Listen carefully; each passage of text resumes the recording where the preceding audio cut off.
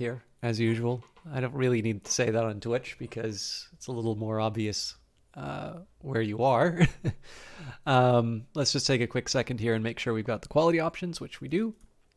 And we are back to Industries of Titan tonight. Actually, it looks like somebody just started streaming this game themselves, so I'm gonna feel a little bit bad, sort of going in parallel. But this is the time that we normally start, so here we go. Let me just close out some windows. Okay. Sorry, I had a unexpected reset. I don't know if it's because there's a storm going on outside or I just got unlucky in terms of my power. But should probably go and just make sure that the clocks aren't flashing. Not yet. But yeah, so... Oh. Titan. Everyone comes to Titan with a dream. Our moon is one of limitless wealth. There are ancient riches here for those with the strength to claim them.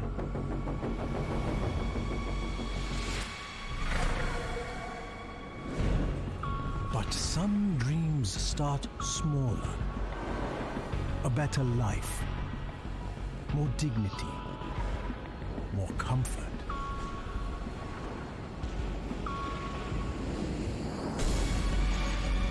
Today, Titan is a place where you can buy those dreams, where anyone can profit.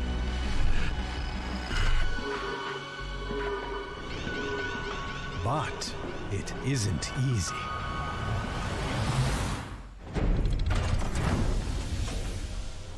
You have to prove yourself here. Those who settle here take that risk. And without their diligent labor, our power grid would fail. Pollution would overwhelm us. And our trade would collapse. It's hard work, but on Titan, hard work isn't enough.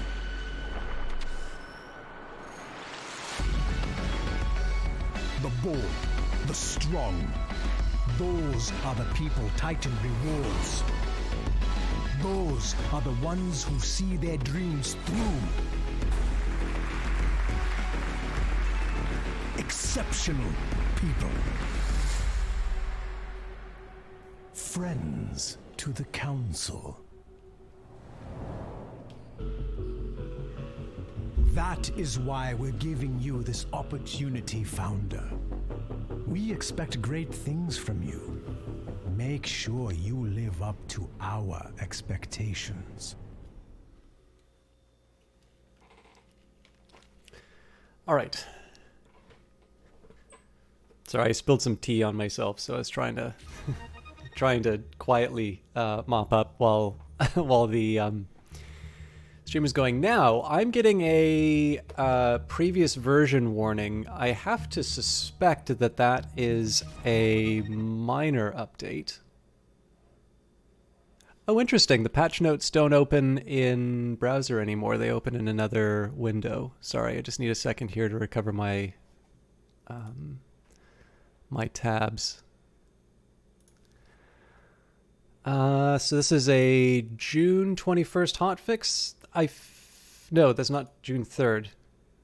Oh, right, this is the cache thing. I bet if I go through the... Oh man, there's so much that I've been missing out in the Discord. I feel a little bad about it. Actually, while I'm just looking to see if there's anything too crazy going on. Oh, hang on. This is a brand new release. Oh my goodness. Am I off on my timings? Oh man. Okay. I've got a big decision to make then. Okay. So, looks like I am behind on my scheduling and such. So I was under the impression we had another week before, before the new Titan patch would be done. Nuts.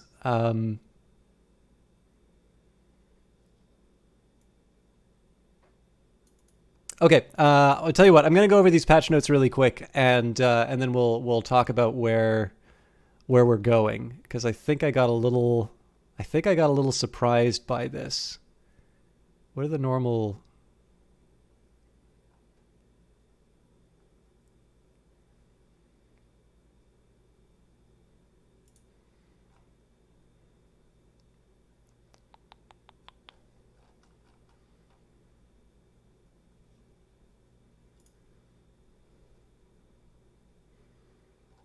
Normally they say when the next patch is coming out.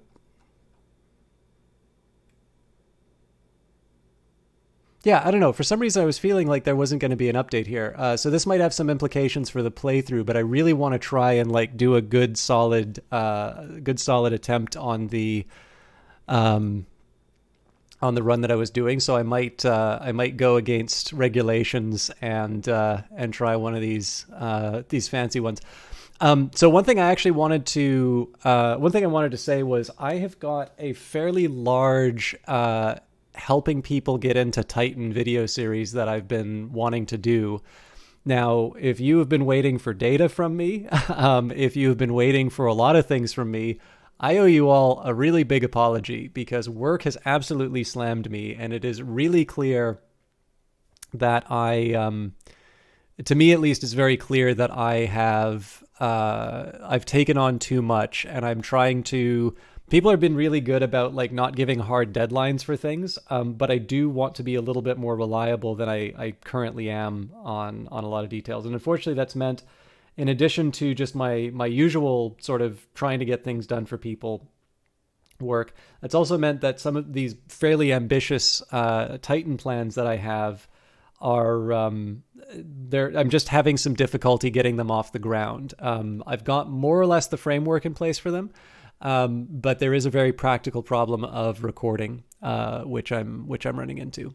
But with that in mind, we are going to be focusing on Industries of Titan right now. So let's just take a quick second here. I'm going to bring up the browser so that we can talk about what's in the patch notes. So on July 6th, that was just yesterday. Hey, founders, since it's only been a few short weeks since we released on Steam, this isn't going to be your typical Titan Tuesday update. We're still working hard on August content update, but we're focusing on addressing the feedback that we've received from you since launch. Industries of Titan is in early access, which means that we are actively updating and adding new content based on our roadmap and your wonderful feedback. You can expect the next Titan Tuesday update on August 3rd, 2021 at 11 a.m. PST. See the full patch notes below. Okay, so I just got the timings wrong. And then the Saturn icons, as always, indicate community feedback. There's no industry with UI. I love this. There's I gotta say a quick nerdy stats. Okay, so every once in a while, I get really tied up in nerdy math stuff. To put it to you this way, I think most of you know what the Fibonacci numbers are. If you don't, it's that series that goes like one. So I believe the proper way to do it is that the 0th Fibonacci number is 0, the first is 1, then you add those two together and you get 1. A lot of times when you get that sequence, usually people start you off with the two ones, and then basically you just keep adding the previous two entries to get the next number, right? Oh wait, that's not 11. What am I? I'm going nuts. But I don't know if any of you know that there is a journal called Fibonacci Quarterly. There's that much to write about the Fibonacci numbers. So in terms of my nerdy math rants, there is a very well-established and quite expensive statistics program called SAS. And it is one that I notice a lot of people like to complain about. And the people who complain about it probably don't know it very well. It is actually a very powerful piece of software, but because it's commercial and because it's expensive, it's definitely kind of out of fashion now. And there is something of a drive to replace it with free tools. And I've noticed that among statistical users, and my apologies because I know a lot of you are in this group, but I think it would not be unfair to say that the R programming language has a particularly evangelical, user base. I think is the nice way of putting it. And inevitably there's going to be a bunch. I'm assuming this is probably true for other, like for tech companies. Like I guess there's somebody at Google who's always saying that if only we used Common Lisp, everything would be so much better or whatever. I don't know if anybody at Brace Yourself is like, you know what, we really need to do everything in Fortran, guys. I think it's time for some weather simulation. But I do like pointing out that you can't spell statistics without SAS, but you can spell it without R. I am actually a Python user, so unfortunately there's no like pandas or whatever. There's no real way of getting statistics in there. But anyways, yes. So I like there's no industry without UI. That was an unnecessarily long anecdote for just a clever line. Hey, Brace Yourself Games. I'm so sorry to waste your lovely patch note. This one caught me by surprise, so I'm probably going to be playing this heretical and unauthorized save because I really want to see how I handle. The rebel threat. We actually kind of got our lodgement against them, so we'll see how it goes. And if it doesn't turn out, I'll maybe just spend some time in the timed challenge. But yes, as always. The real hero of the patch notes is actually, sorry, that's not true. QA is probably the real hero of the patch notes, although I guess in this case it's Ben. But yes, these are a delight to read because I'm always wondering what's coming up next in here. Anyways, my statistical rants aside, widescreen display resolution and UI scaling. These I'm actually not too worried. I'm not too worried about because I've got my monitor. I actually specifically got this monitor because it has an aspect ratio that will work well for broadcasts. But it is very nice that Brace Yourself has been able to incorporate that feedback really quickly because I have played many an early access game, and I definitely know that uncommon aspect ratios are a very big pain point for a lot of people. And I guess it kind of makes sense because I guess it's something that people spend a lot of money on and they'll be disappointed when their game doesn't support it. I actually also noticed that there were subtitles in the opening cinematic, which I really like as an accessibility touch. Okay, Rebels. The Rebel threat meter is now displayed and hidden automatically when going out of and into ship combat. Oh, that's a neat touch because obviously you're not going to need to worry about the threat meter if you're focusing on the threat. Twitch app on your mobile lied to you. You came for Stellaris. Am I still listed as Stellaris? That's a. Oh, you know what? I'm sorry. That was the go live notification. That was on me, Brutus. I apologize. But Industries of Titan is a wonderful game by wonderful developers, some of which are in the chat. I also know this is so bad to say because this like immediately makes people self-conscious, but I know some of them also hide. But yeah, Industries of Titan tonight. But if you want to watch them play, it was Maddie, and I apologize. I don't remember the name of the art. I believe it's a new artist who's responsible for the lovely changes to the capsule art. For those of you that have been checking out, I noticed it on Crypt of the Necrodancer, but one way or the other, good fun to watch Crypt of the Necrodancer because I am terrible at that game, and it's nice to Chloe. She's been around for a while, but mainly working events. Okay. The hard drive's getting filled up. I'm sorry. I'm not very good with names. There's so many of you. It's the Indie Katamari, but I should still do a better job of connecting faces to names. That was actually one really great thing about the Steam streams.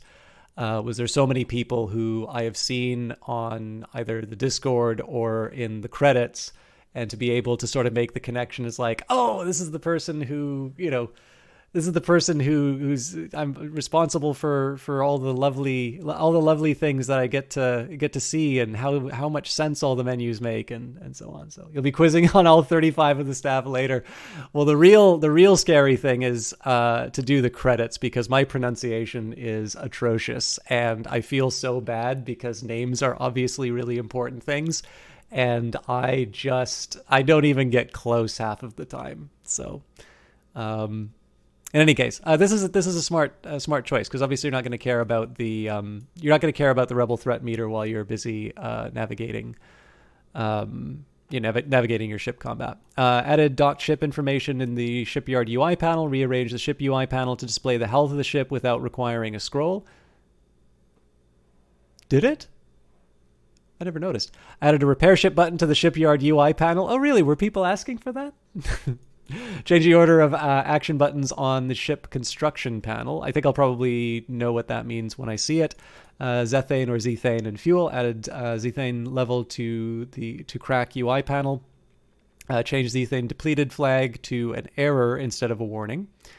Waste, added a waste burn rate property to the smokestack UI panel. Oh, that'll be helpful. Artifacts, move the artifacts count in the HUD to be beside waste instead. Auto currency, re-enabled, click on HUD to switch resource tiers out of auto currency mode and to cycle through tiers. And you can now use tab and shift tab to cycle through minerals and isotope tiers respectively, but the hotkey can't be used to swap between auto currency and tiers to prevent accidental swapping. I thought this was already the case, but I might be misinterpreting what was said here. I remember that a very small gripe I had was that I would cycle into auto currency each time I wanted to go through the different tiers, but this worked out. Is this System Chalk or the best industry of Titan player and or influencer? I have no idea how. Oh, actually, no. A few of you have come back and said that you bought it. By the way, the game is still on sale, 20% off until tomorrow, I believe, when the Steam sale ends. So your window of getting a good deal on a good game is closing. This is probably because I've just advocated for buying the game. Probably not a bad time to mention that Brace Yourself Games did give me a copy of the game for promotional purposes. And in addition, they are being remarkably nice in terms of just the attention and nice comments that they give. And so while my enthusiasm for the game is definitely genuine, I don't, at least it would require a better or more mercenary individual than me to sort of fake this level of enthusiasm. Please do keep in mind that obviously we live in an environment in which sort of the plucky genuineness of a small time streamer such as myself is something that companies do somewhat rely on to sell you products. And while I think there is more than enough information out there for you to make a decision as to whether or not the game is for you right now, and I do have a review on Steam, so you can hear what my thoughts are to a potential buyer, it's up to you to decide whether or not the fact I was given a key is something that is gonna push me over the edge. But I'm doing all right, Night Valley. I'm very tired, and I'm really behind on just about everything, including some Titan videos. But I'm always happy to see some familiar faces. Anyways, sorry. If ever I talk about the buying stuff, it's usually a good time to talk about the key. Employees, added a tooltip to the idle employee flag to indicate why those employees are idle.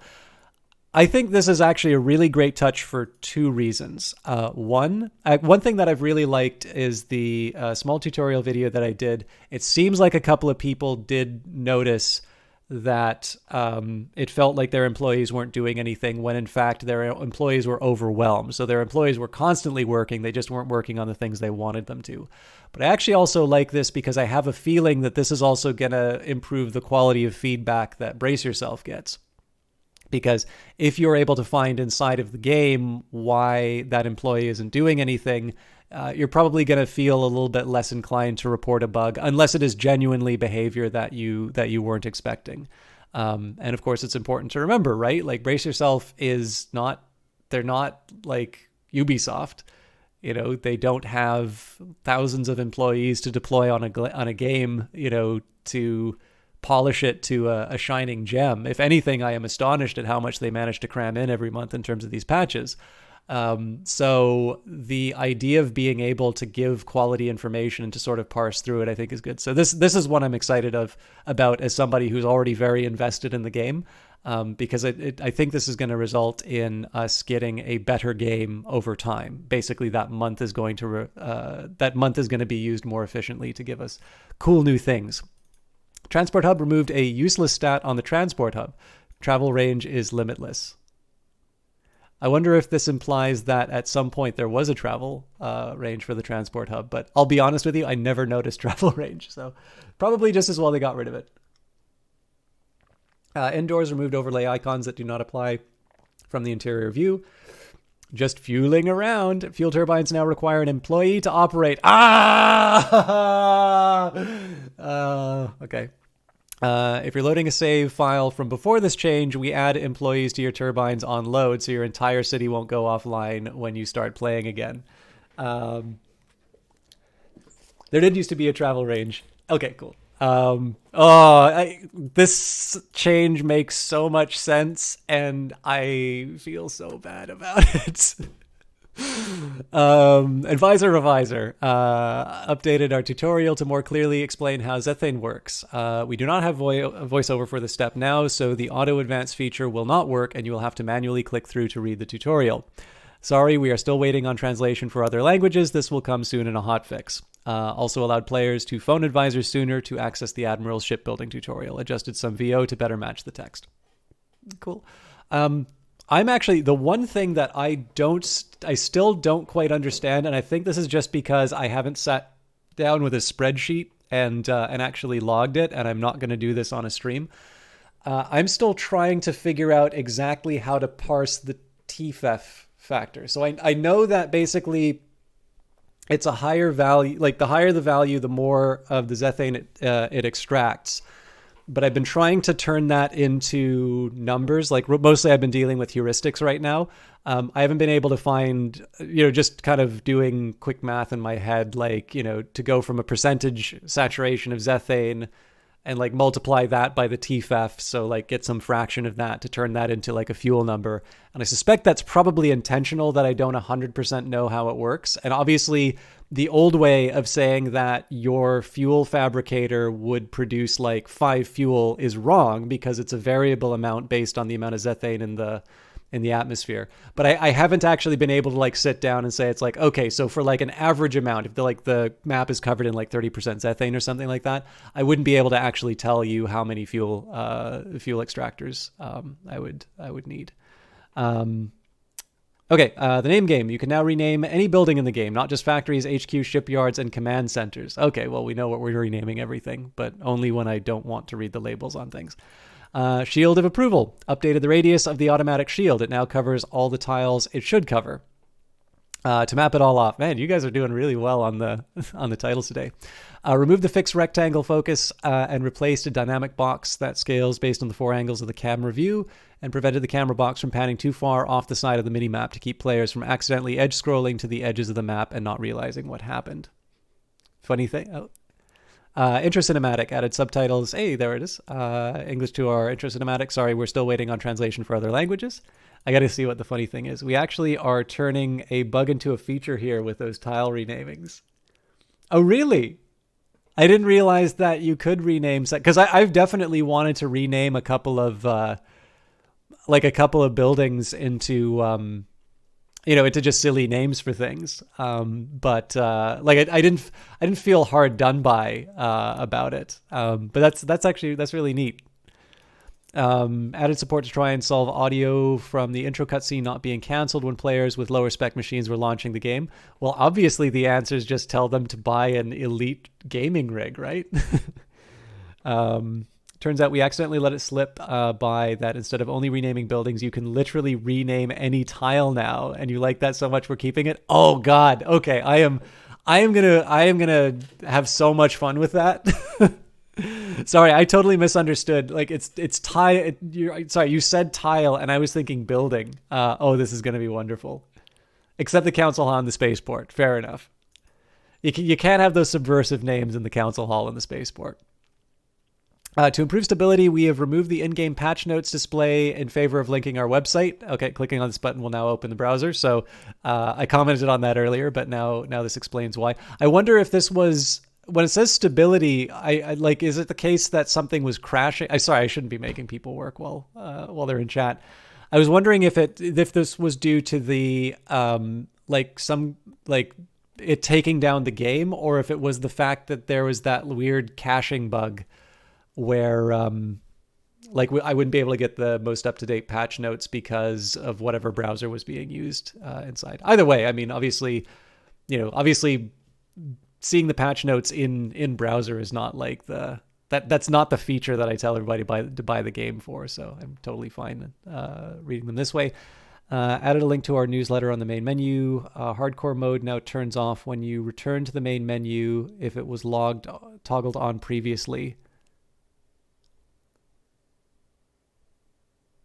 So is this the idea that if you're playing hardcore mode and so like a hardcore mode is now like a one sitting kind of affair? Made some changes to how storage is initialized to improve stability on load. Made some readability changes in the main menu and the game menu. Hey, Patchy Perfect. It was an experimental feature via Unreal causing so many weird issues. Okay, cool. Just popping by to say hi. Oh, also, sorry. It's Packy Perfect, right? Not Patchy Perfect? Like Pachycephalosaurus, the headbutting, or the, if you like monks, the tonsure dino. Off the clock in a few minutes, so you figured stop. yeah, I feel so bad. Like, it's so cool to have pronounced win, Packy Perfect, brace yourself to come in. But I also know, like, I start somewhat late for for Eastern time. But even with the East-West balance, like, most people have lives and go outside and things like that. So I always feel like a little bit of a jerk making so many people based or making so many people work when they're on their own time. But yes, it's based on the dine. Oh, excellent. Cool. Cause like, obviously it's a QA thing, right? I think of patches first, but of course it was supposed to be patch that would have the T. Anyways, you're gone in a few minutes, but thank you so much. For those of you who don't know, Packy Perfect is one of I believe the senior QA person at Brace Yourself, and is one of the reasons why so much stuff is getting fixed and why this game is a lot of fun to play. Every time I've complained about something and it's gone the next time, that doesn't happen by magic. So, System Chalk, how much do you need to donate to get a few things named after you? How much you got, Mad King Bruno? No, you already subbed recently. And we've got Johnny Big Time here. I'll try and get your shout out a little bit later, Johnny, because I know you tend not to talk a lot in chat for fear of being shouted out. And of course, I have been making a meal out of the patch notes, but by God, this is good stuff. Balance. Okay, so this is usually the part that makes me cry, although the fuel change has already made me made me sad. You're flattered. You can't express how lucky you are to have such amazing colleagues and community members like yourself. Well, that's very kind of you. I mean, I commonly express how ashamed I am about the fact that I play a little bit on my own time, but I really should be more diligent in reporting the bugs that I encountered during the playthrough. But of course, I do have VODs on, and I am glad that they have been helpful on certain cases. Some people have shared some situations, and I mean, I get to see my clips, right? But I'm glad that it's gone through. So needless to say, I think your community is as lucky to have you. I obviously can't speak on behalf of your colleagues, but if you all secretly hate each other, you've done a wonderful job of hiding it, and I highly recommend that you make a social deduction game about your silent and Byzantine office politics, if that is in fact the case. We have got Orin Ryzen. All the games are made by Magic. Everybody knows that. What's up, System Hive? I'm doing well. Very overwhelmed on work and things that I have committed to do and I am behind on, but it's really hard to say that things are going bad when I get a chance to play Industries of Titan and see so many cool people in chat already. We're almost done the patch notes, and then we'll be jumping back into our playthrough. But always good to see you, Oren. Thank you very much for stopping by. I know you in particular have a bunch of cool friends, all Western Canada based, who usually are live at the time I am. So I know you're giving up a lot to be here usually. Okay, balance. Some changes to the Rebel camp balance. Decreased overall Rebel growth rate of cities and ships. Of course, the Rebels have already grown to overwhelming proportions in our save, and we're going to stick to it. Decrease the turret spawn frequency and ensure that they do not spawn so close together. This is a really big one because you're just dealing with this wall of death at a certain point, and it's actually one of the main reasons why I do a lot of HQ buying out strategies. We'll cover that a little bit when I go back into the save. Rebel camps spawn fewer but stronger ships in the late game. I think that's a really cool idea too.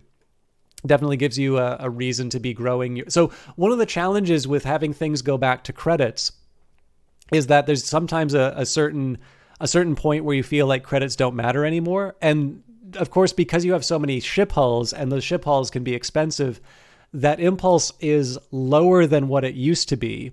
But if you now have this threat that the rebel ships are going to be stronger later on in the game, it does give you sort of a reason to make sure that you hit a certain level of income, which of course means that you have a certain level of growth in terms of the buildings that you have. And I think it does a nice little job of kind of making sure that you aren't sort of pauperizing yourself in certain parts of your city in order to try and achieve some kind of an outcome. How much you want, Mad King Brutus? Oh God! See, I know if I answer that, I'm gonna wind up. I'm gonna wind up feeling really bad. You've got a tile already, Mad King Brutus. Just let me get into the game and we'll put it together. How does Industries of Titan work? Cool facts. I will show you inside the game in a little bit. Let me just finish up the patch notes and then we'll be ready to go. You love when you get a chance to come by, and yeah, you're playing State of Decay in a bit, so you won't be able to stick around for too long, unfortunately. No problem. With a name like State of Decay, I am assuming that, as I said before, it's sort of a political sim, not unlike Democracy 3, and it is this very sobering commentary on the state of democratic government in the West and whether or not the populations are still properly invested in their institutions to ensure that it continues. Oh, good God! Thank you so much, Mad King Brutus. Now I really gotta. Now I really gotta deliver. Okay, rebel ship aggression range increased by 33%. Oh, this is gonna be so bad for my little outpost. Destroying rebel buildings increases the threat meter 50% more than previously. Whew, okay, this is gonna get really interesting. Rebel ships generated at camps are defenders more often than patrollers now, and some general balance changes. Lowered the difficulty of hard and Titan by 25%. Increased the effect of influence gain on the rebel threat meter by 25%. That is going to come back to bite me. Increased the capacity of the medium and large storage containers by 33%. Okay, interesting. Increased the effect of credits gain on the rebel threat meter very slightly. Several changes were made to the pacing of combat in order to make tactical decisions have more strategic depth. In general, the average duration of the tactical combat has been doubled. Buildings all have about 50% more HP, doubled the ship HP for the player and the rebels, decreased ship repair costs to account for the doubled HP. Crew on ships now take twice as long to suffocate to death. Adjusted the explosion damage of ship hulls to be based on the new HP levels. Ship repairs are now 2 times faster as a result of more HP. Burrow duration is doubled to account for longer combat duration. And the rebel turret DPS for level 2 and level 3 has been reduced by 20%. I think that's kind of dealing with the same stuff we were talking about. This one surprised me a little bit the storage one surprised me a little bit, because I know a lot of people are talking about how it's better for small storage, like how apparently small storage is always better. I think sometimes that relies on the fact of like assuming that your workers are always going to have access to tiles that they won't. And more importantly, you know what I'm like when I'm designing stuff. I get very, very precise and particular in the placement of certain storage containers. And yes, I will try to do optimal things, but even I have my limits. And the fact of the matter is that sometimes it's just more fun to put down one big storage container than to work out your like nice and sort of kind of bumpy like maximizing storage sort of pathway for all of your workers. But on the other hand, like it seems like there was something of consensus forming in terms of people not having a reason to build large storage. Wasn't something I personally felt, but I'm not like I'd really like to get back to Vancouver at some point, but it won't be to protest the Brace Yourself offices over that one. First world problems when your Roomba bumps your PC and crashes it. Oh, well, we already named everything, Mad King Brutus. Okay, and then some fixes. Fix being able to drag and drop the drag jobs here box in an empty folder. Fix the handful of rare crashes. Fixed employee modules not appearing connected when re-entering a building. Fix the corp icon defaulting to corp icon after a save and load inside of an HQ. Fix the Steam leaderboards not being displayed in-game, though the scores were still being recorded. Fixed French, Canadian, and Swiss French users being shown the AZERTY layout. Fix the weapon hotkeys 1 through 4 and ship combat not selecting weapons correctly. I wondered about that. Hey, Squano. Yes, we're almost done. I know Brian laughed at me, but by God, these people put hard work into it. Maybe he's just mad because like the combat stuff doesn't get put into the Apex patch note. Well, maybe it does. I should read the Apex patch notes. Fix an issue with double clicking on a warning flag on a building to enter the building, causing camera issues when returning to city view. Some keyboard shortcuts not being displayed correctly. Fix the city not being centered in the top tab of the HUD. Fixed energy overlay not being updated when the pylon was disabled. I don't think that's the bug I was thinking of. I know there was one about generators looking like they weren't powered. Fixed trucks being invisible after canceling an upgrade on the transportation hub.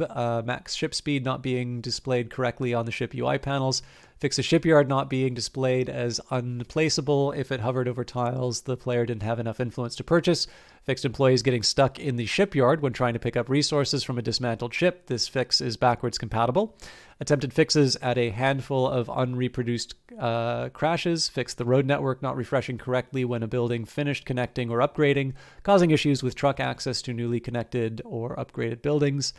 Fix the repair animation shipyards triggering early if the game was loaded after the job had been queued. Fix some code running at save instead of only at load, causing a few issues. Fix the playtime achievement unlocking based on simulation time, not actual playtime. Oh, so I can't just pause the game and walk away for a few hours to get the achievement? You all should be playing Titan anyway. Unless you're like me and pause and like just talk about the game for an hour and then get playing again. Fix the... thank you very much for the sub. Oh, actually, no, this is Mad King Brutos who's doing that. All right, well, thank you, Mad King Brutos, for gifting a sub, and that went to Cool Facts. I don't know if this was a random or a specific one, but thank you very much. Please enjoy your access to these fancy emotes. I know you don't get access to all of them, but these are the ones here. Hopefully you enjoy it. I've completely forgotten where we were. Okay, fix the launcher only ship while under attack achievement unlocking when the player had more than one ship available. Oh man, I didn't even know that was an achievement. I'm gonna have to try to do that one. Fix some typos. I am ashamed to admit that I've not noticed the typos. Fix the ship facing the opposite direction in the city view versus shipyard when launching. Wait, really? Man, I'm really unobservant. Fix the ship repair job not being set correctly. Fix not being able to select the building to connect to if connecting via a hotkey. Fix some characters defaulting to missing glyphs instead of the backup font.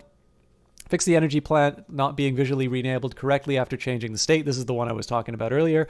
Fix some strings not translating correctly. I know an appallingly small amount of French.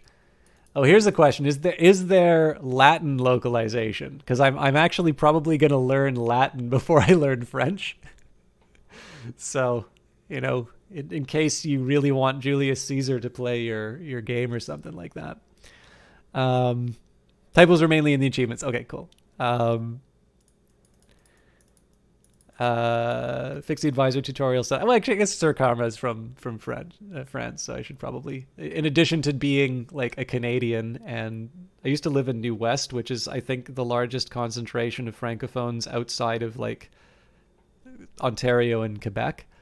I'm pretty sure that was true. That used to be true, at least. So yeah, I really should know more French than I actually do. Fixed cracks not generating Zethane after loading the game, and fixed claiming a Rebel HQ costing more influence than the cap could be expanded to. Really? Because I always thought it was 100. Like, I thought that was kind of the whole point. That was why I found that hard difficulty interesting, because it was so costly to get started. But I guess there must be another circumstance in which the Rebels are really expensive. Got to learn the origin before you can get into the actual language. You thought New West was just the highest concentration of data? It's not Surrey, for goodness sake. Although I have been mugged twice. Once was in New West. The other one was Knife Point by Metrotown, actually. So not the safest place I've ever lived, to be completely honest. But I think you still have a way for fan translation, so maybe you can write the Latin localization. I know, like, my French may be bad, my Latin is non-existent. Like, I'd really like to be able to do to read that sort of stuff, but I'm reading everything in translation, just like everybody else. All right, so just a heads up, I really do want to try continuing on with this save, but as it points out, it is a decrepit and heretical save file. The save was from a previous version of the game. It may not load correctly. I also don't know how it interacts with the patch notes talked about backwards compatibility and all that. Please do not consider this representative of the state, like the state of the art as far as Industries of Titan is concerned. I want to do as much as I can on this save, and I'm going to tough through it. But every single time I complain about a bug, every single one of you gets to point to me and say, you asked for this system. So it appears that the save is from an earlier version of Early Access. Loading it may cause unexpected bugs. Would you like to proceed anyway? It's hard mode. The inventor of the Canner machines likes to say that he was a self-made man. He was, ignoring the fact that his father was one of the richest men on Titan.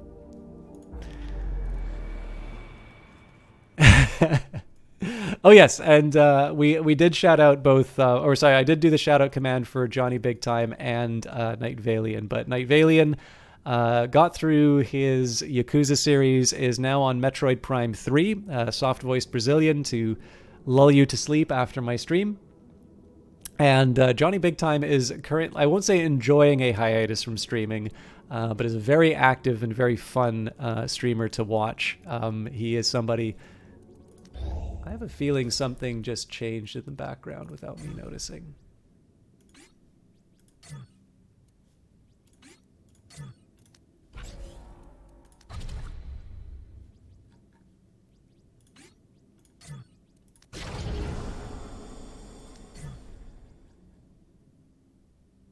Maybe I'm just being fussy. But it kind of feels like this is a little fuzzier than I remember it.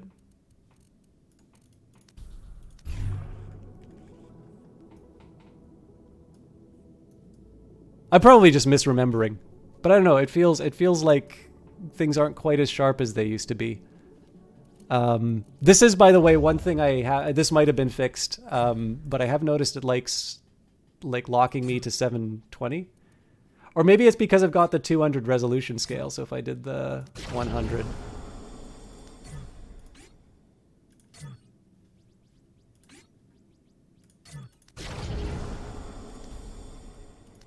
Yeah, I don't know. I noticed that. No, there was a good catch. Resolution change is a known issue. Not my imagination. Okay, cool. That's fine. I mean, it's a gorgeous looking game at any resolution, so... Need to kick back up on your stream, finish up Ground Control and maybe some Phantom Brigade. Oh man, I'd love to see you do more Phantom Brigade, Mad King Brodus. Yeah, I actually apologize because if Johnny's enjoying, I won't say enjoying a hiatus, but he is on a hiatus. It should also be mentioned that Mad King Brutus has dipped his toe into streaming, and I don't know if you're going to do more Mass Effect, or I don't know if you're going to do Mass Effect, but I know that is a game you are a big fan of. So that might be one that we get to look forward to. I am a very fussy person. Let's go on. And for those of you who don't know, Phantom Brigade is another excellent title by Brace Yourself Games. This is the Brace Yourself channel tonight. Let me just pause to see if we're... Okay, so we're still draining fuel. I wonder if something changed. Because I seem to remember that we had enough fuel before. Are we upgrading a fuel? We're upgrading mine. We've got our fuel turbine here.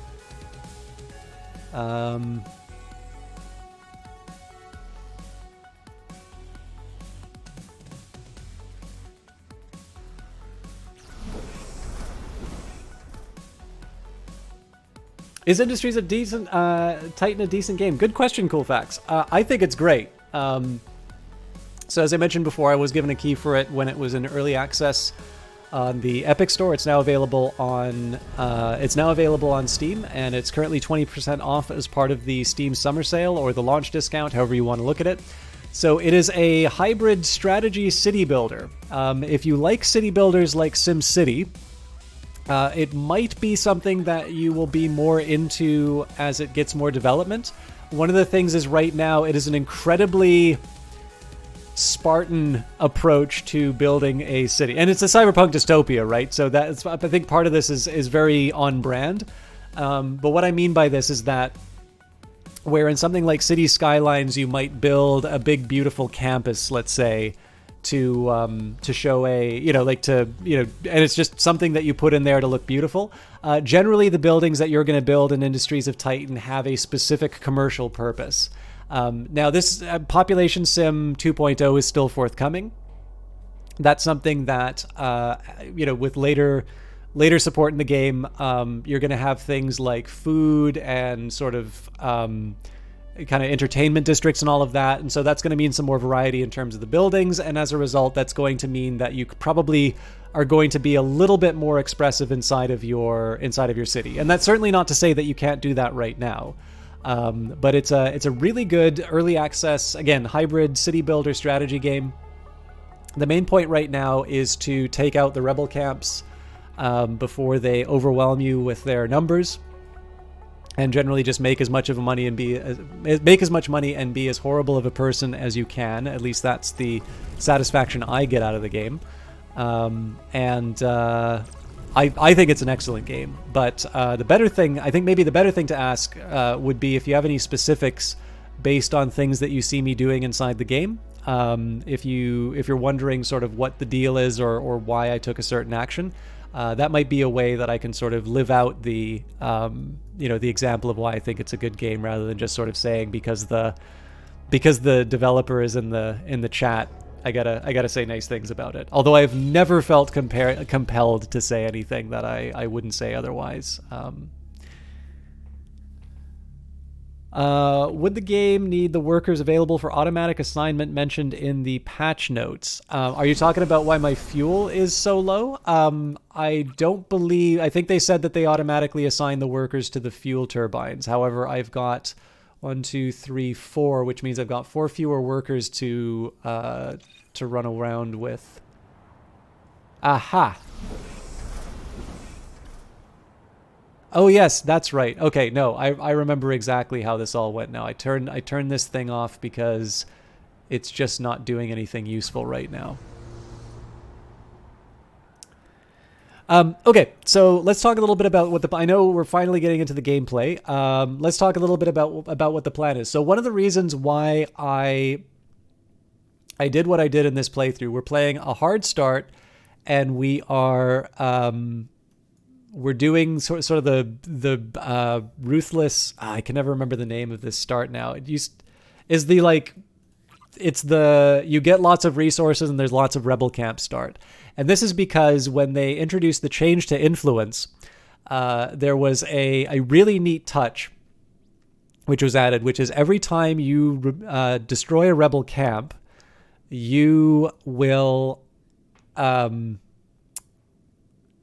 you get a boost to your influence cap. So when you start with 10 rebel caps, that means that in principle, you're going to get to 1,000 influence. Obviously, when you get the last rebel camp, it's kind of game over. But that means that you can go up to a cap of 1,000 influence. So the original plan was going to be to build a bunch of council monuments and just grow very rapidly and just sort of eat up all of the rebels when the time comes. But as we now know from the patch notes, there's actually a challenge with that, which is the rebels are definitely not going to take kindly to me suddenly just taking out an HQ. They're going to be sending more aggressive ships. We're already on wave 7, and I have a fairly decent little batch of turrets ready to go, but it's not gonna last me forever. So I'm still going to be doing the same thing. So I want to make sure that I'm managing my waste properly. I want to make sure that I'm getting enough fuel and kind of taking care of the necessities for my startup. And we have some very obvious next steps in terms of where we want to go to take out the next Rebel HQ and everything. This command center is at its limit, so I'm going to need to find maybe the most appropriate spot for the next one, preferably something close. But really, any of them we're going to be able to get this next Rebel HQ. But the plan right now is just to get up a bunch of influence, expand out into Rebel territory. And when we can, like, I want to try and knock down maybe 3 more Rebel HQs. One here, one presumably up here, and then one down here, particularly because that's going to give me access to the isotopes. Now, I've not forgotten your kind donation and your bits, Mad King Bruto. So while as much as I want to be a jerk and, like, name the smokestack after you or something like that, if you want, you can. I was thinking that we might name the freshly conquered Rebel City after you, if you'd like to be sort of in the middle of all the trouble. Or if you would like, I can name a more prestigious building. Or if you would like, I mean, you are in Australia, and there is a very famous rivalry between Canada and Australia's mints, and obviously Canada's is, winning, because why wouldn't we? But I was figuring if you wanted, we can also name a mineral patch after you. It's up to you to do. You can have a building if you'd like. And in the meantime, we're gonna call this isotopes patch Sam, because it's radioactive as hell, and Orin is precious, so we will call this one Orin. Is Industries of Titan located on the Moon Titan? Yes, the Industries of Titan are in fact businesses on Saturn's moon. I'm gonna unpause the game just so we can start building up some. We can just build up some resources while we're working on this. It was the most useless building here that can be named after you. No, you're already named after an isotope patch because you're radioactive. Actually, if you would like an example of this cool fact, so it's important to remember, in addition to the fact that this is a gorgeous looking game, I can never remember. There we go. There is a photo mode to it. Photo mode is wonderful. Can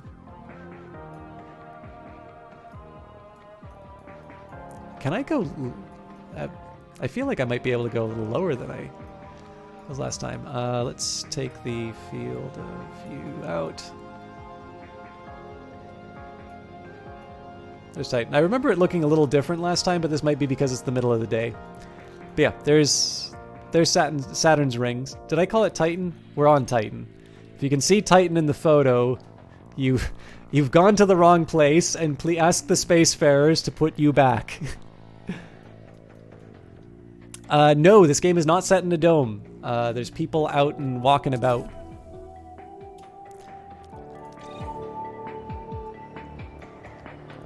And Citizen Chust died. Oh yes, we can also name people after. We can also name workers and citizens after people, if that is what you wish.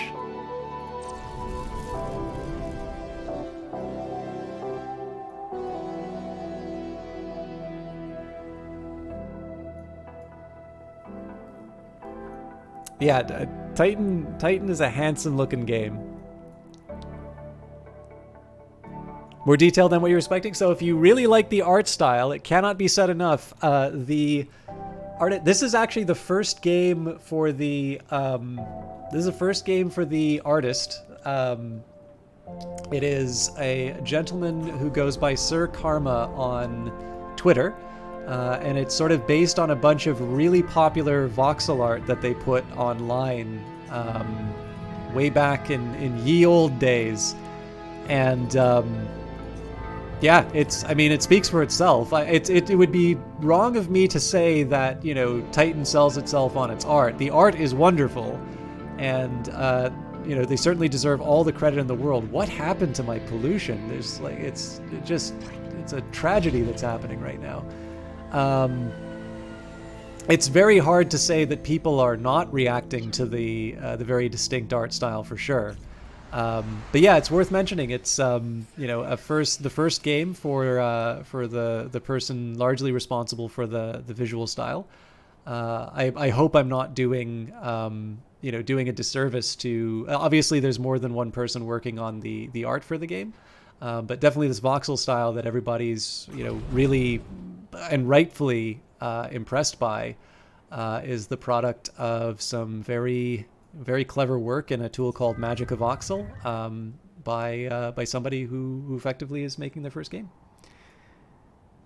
So is there terraforming in this game? Not really, no. You will definitely be mining up resources. I particularly like to mine up resources so that they can be made available, or so that the tiles can be made available for me. I don't like wasting them, but short of sort of destroying sort of rocks that are in the way, or mining out some of the ruins and such, you're not able to change the atmosphere. You're on for the day. Don't let the rebels bully you. Thank you so much, Brace Yourself Games. I hope this was the most satisfying reading of the patch notes. I'm not very good at getting started right away, but it is always a delight to see you inside of the chat. Thank you again for being such a wonderful. I am really wondering what's going on with my citizen. I feel like there's just a whole bunch of stuff that's been pent up that is all of a sudden being released on this playthrough. That's fine. I mean, we'll get through it, but in any case, it's always a delight to have you in the chat. Thank you again for the attention for the game and all of the lovely streams that you put out continuing to support the game. I hope you enjoy your evening off.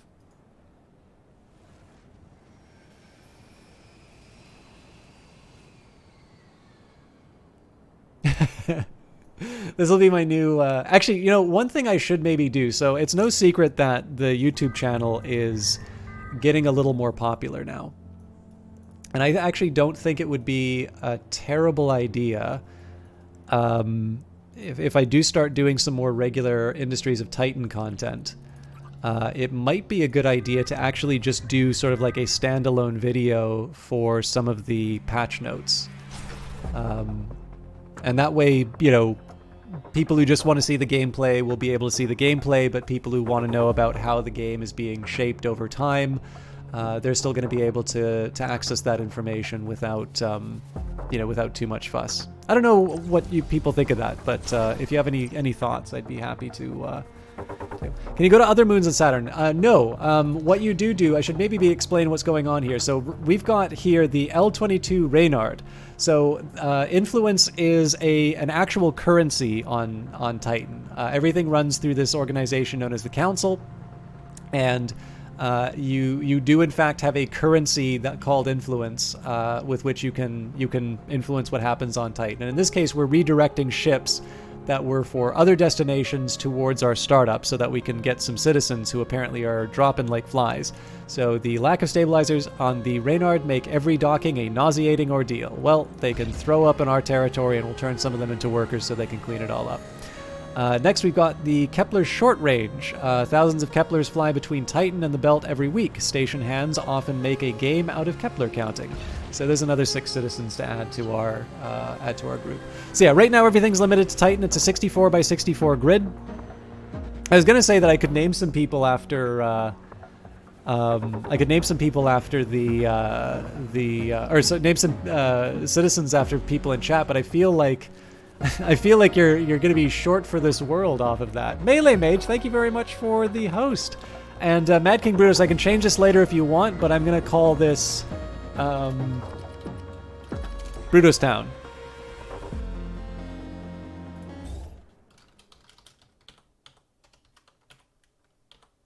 Were you playing tonight? I was watching you play Griftlands, but that was a while ago. I almost feel like that's a month ago, which I should be very embarrassed to admit if it has been that long. Oh, here's an example. So one thing we've been having to work with is the lack of, we've been starting to drown in trash a bit. So this is my second smokestack. We can now set this up so that'll only be filled by trucks. And we'll upgrade that to level 2 right away as well. What's the end game? So right now the end game is, so there's a Zen mode if you just want to focus on building, but the win state for the game right now is to eliminate all the rebel camps. So in this case here, there's Rebel HQ. Now I can try and send a ship to blow it up, but there's actually quite a few nasty turrets that are defending it and are going to make my life rather difficult. Our daily earnings is going to definitely tank as a result of this. I will confess, I am actually quite surprised at the losses. I guess it's because the pollution is starting to creep into... Well, it's only like 6% here. I wonder why they're all dying.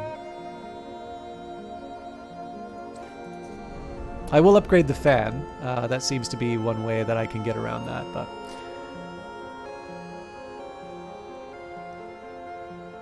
It was probably a month ago. You were doing art and doing art fight this month. Oh, that's right. No, sorry. I did see you do an art stream. It's just if it's not a game, I never... Apparently, it just doesn't register for me. Anyways, I'm really glad to see you again. I don't know if you got a chance to play Industries of Titan because it is a local game by Vancouver standards, and so as a result, everybody from Vancouver must have played the game. Let's start clearing out this isotope patch. I'm really just doing it so I can have something close to the Rebel HQ to claim for myself. Ship the trash to Earth. I'm waiting for the chance to send a ship of trash over enemy territory.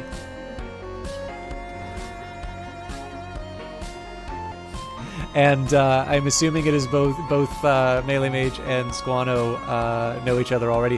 For those of you who... Or do you prefer Esquano? I can do both.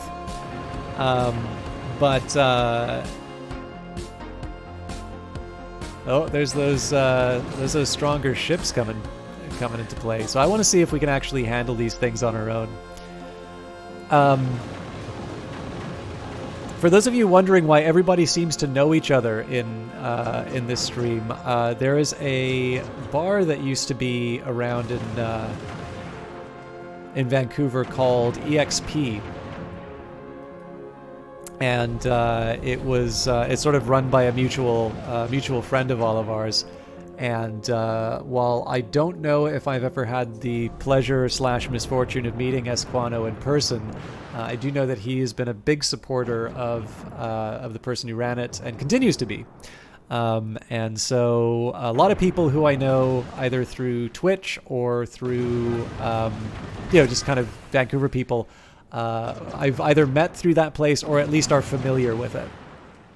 So communism's got, if you can deal with acid rain, then you can deal with pollution. Yeah, so the pollution is a byproduct of my mines, my smokestacks, and my trucks. Now, generally, the offices and the residential buildings should give you some protection from the pollution, but it's not permanent. The thing that's weird is that like we're at 208, and if you take a look at the overall citizen health, it's not that bad. But like I'm losing one every few seconds, it feels like, and the replacement rate isn't great. So we're actually going to start running a deficit soon if I don't get some replacements for these. Are there any bums begging for money? Can you be that guy? Well, the bums begging for money are over here, and they've got turrets. Although we are going to get a nice little light show when this thing blows up. But yeah, if you want.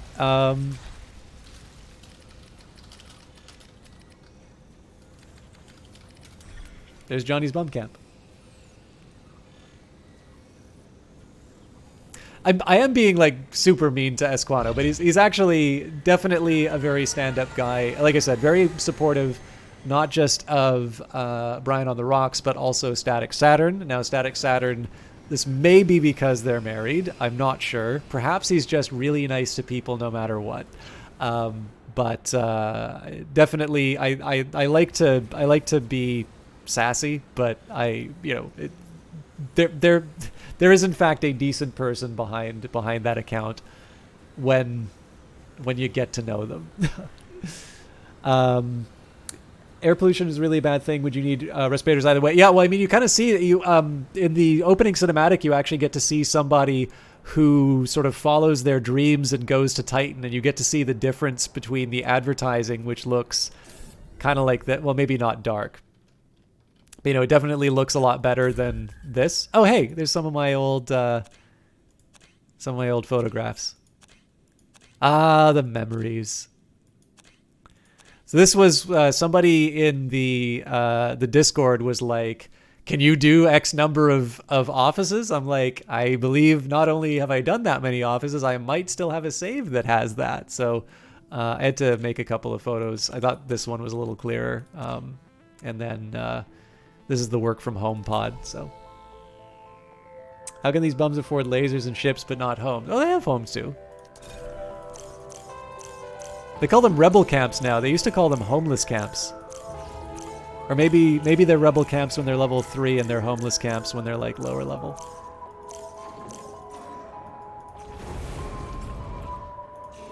Okay, so this thing, they said that there was a new waste gauge.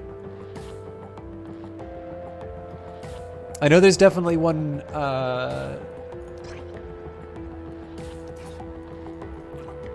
so there's projected waste for per cycle, and then they had mentioned something about a burn through rate.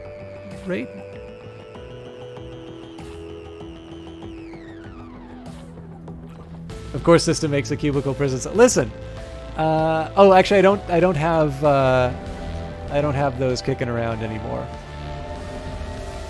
I was gonna show you something really fancy, but I lost the opportunity. Okay, so again, we want to get this headquarters built. We are going to have to deal with getting a pylon down. Actually, you know what? Let's claim this isotope patch and get that underway.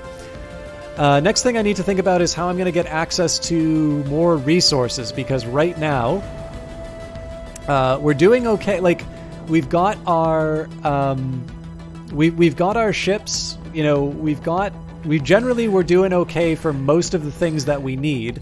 The one thing we're not doing okay for is we definitely need more fuel and we definitely need more power. Actually, come to think of it, we're doing pretty good for fuel. So let's start upgrading these energy plants. And then, of course, the next thing that we're going to want to consider is how do we get access to more resources. We're down to 189.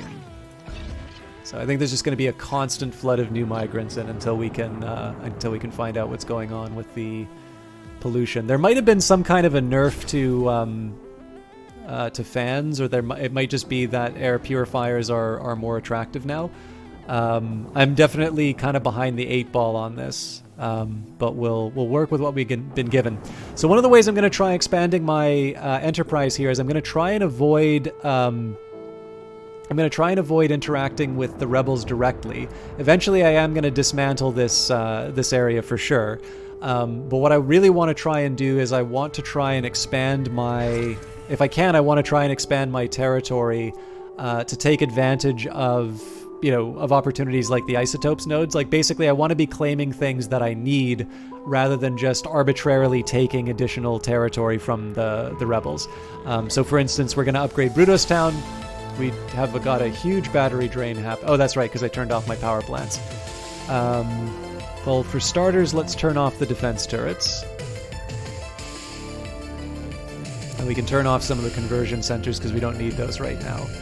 But right now, the standard operating procedure is just give me more. I want more of everything.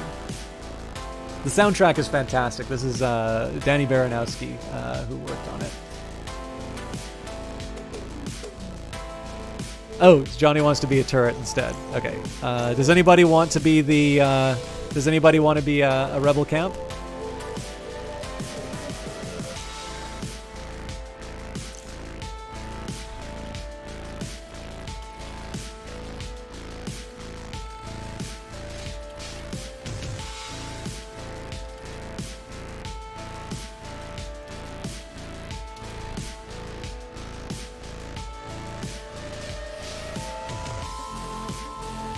Seriously, don't get the problem with air pollution when we can't breathe either way. It's magic.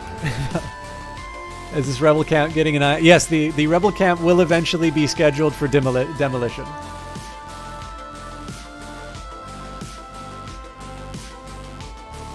Can you be a mine? Sure. I don't have the mine enabled right. Oh, maybe I do actually. I know I know for a fact I'm not going to be able to fit your name in the thing, so I'm going to call you CCF. I'm going to call you the CCF extractor. Esquano really wants to be mined, but we're not going to mine him yet. This is my celebratory radioactive. Hey, an anonymous cheer. Thank you very much for the bit.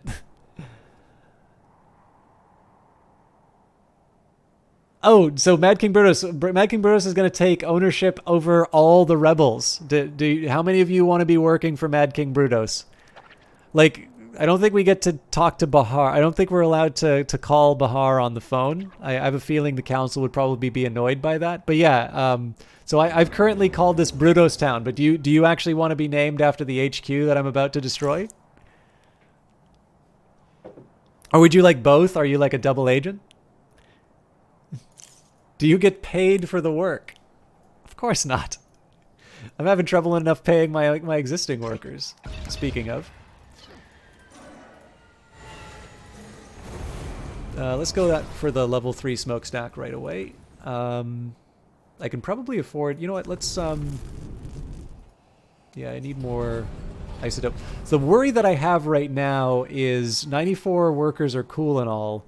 Actually, I should turn these conversion centers back on so I don't have a false sense of 2,000. You think this should cover the acquisition of all current and previous rebels on Titan? Please tell me you don't want me to like do this on all of the different tiles, right? Are you just talking about the HQs? I can definitely do that if you want to do it for if you want to do it for all the tiles. We're going to be here a while, but.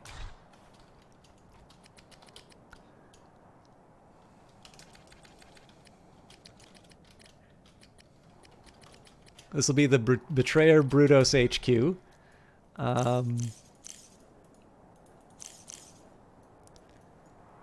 And thank you for the bits, by the way. Do you have to pay rent to work for Bruto? Yeah, actually, yeah, here's a question for you all. So this can be the interactive part of the stream.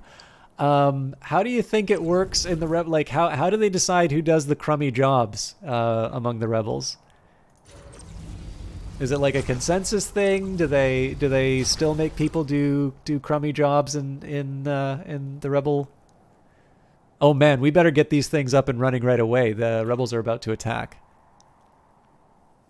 You feel like being ruled by a mad king would be bad. Put you on the other end, please.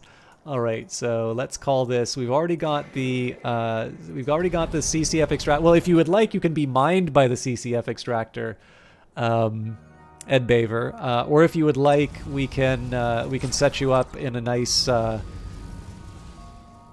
You know, that was a very wasteful use of resources. Yeah, I can make you like the target of the mining. There's a few things that I could do with you. Trial by combat. You're off hiding in a mine somewhere with your rebel lieutenants.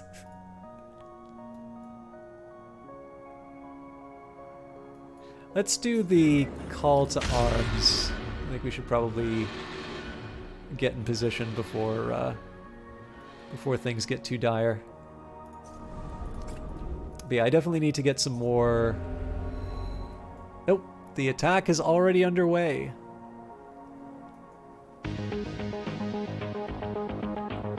Admiral Yamaha returns, and the pylons are not yet done upgrading, so we're going to cancel that one. This one will go online fairly soon. It's going to get interesting for a few minutes.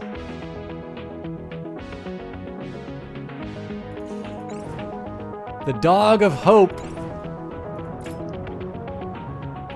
Oh, you know what? We're actually gonna face off against the Dog of Hope so that we can have have the turrets focus on the priorities. Okay, so most of our turrets are actually going to handle what we're up against. More importantly, we've got two. So the reason why I let my existing the hunkered rook go after the bad guys. Oh wow, these are pretty strong already. So let's just go straight for the face. Oh, actually, you know what? I don't think they have connection to batteries here. Ed Baver, thank you very much for the subscription. Oh, it's Esquano. Thank you very much for gifting the sub, Esquano. This is a little hairy here, so my apologies if you are getting short shrift on the attention.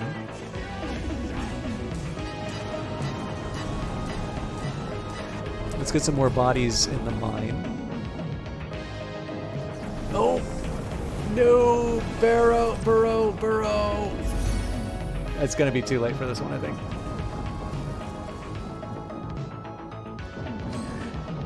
Yep. It's one fuel turbine down. We can probably afford to lose that one, but... So yeah, this is actually... I'm quite interested in the way the combat works here. So let's get the Intemperate Ledger on the job. Okay, please kill these relays. Oh man, they just crushed our lasers.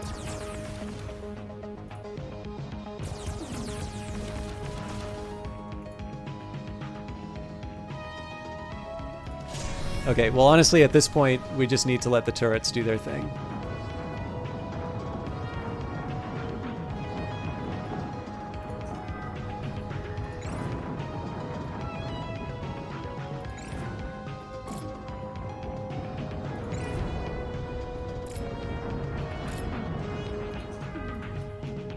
Okay, so these two we want to keep on no matter what.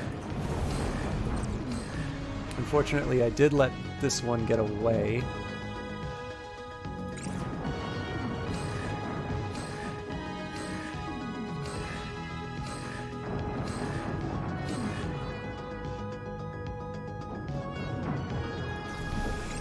So let's see if we can pull this one back to our turret. In a Zethane dead zone, but apparently they're not gonna follow through. Oh, looks like that turret's already targeting them, actually. Okay, let's take a look at what the Intemperate Ledger can do. So let's take a second here and see where the... So we're actually getting crushed on this fight. Again, let's try and hit them in the relays first, but they have enough batteries to kind of see them through the fight.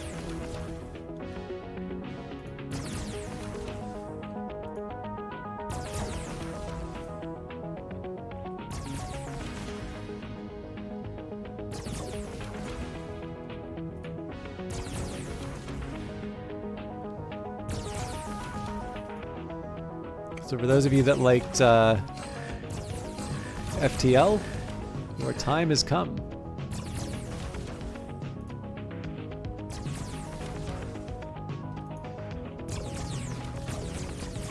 So I wanted to try and choke them off at the... Sorry, I just need to take a second here. I wanted to try and choke them off at the power source, but the problem with that approach is it...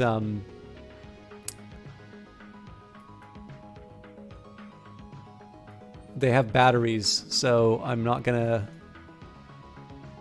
be able to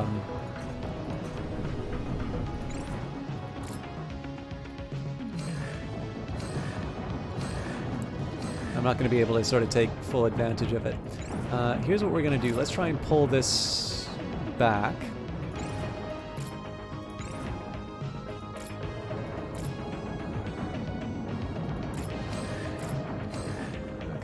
Didn't quite have the intended effect. How's Earth do right now? Open to speculation. Mass Effect 2 speedrunning. Oh, sorry, Brutus. I see your Mass Effect message, but I'm still under siege. Good news is we're going to be drowning in resources at the end of this thing. An employee died. Oh, it's probably on one of my ships.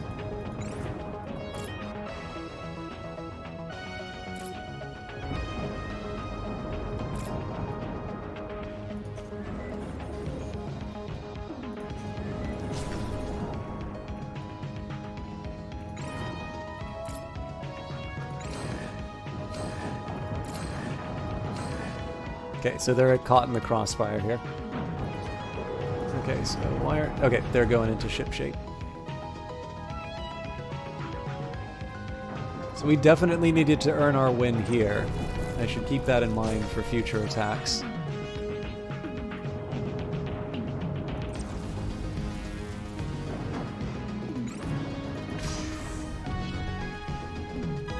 Looks like it was the other ship where we lost the worker.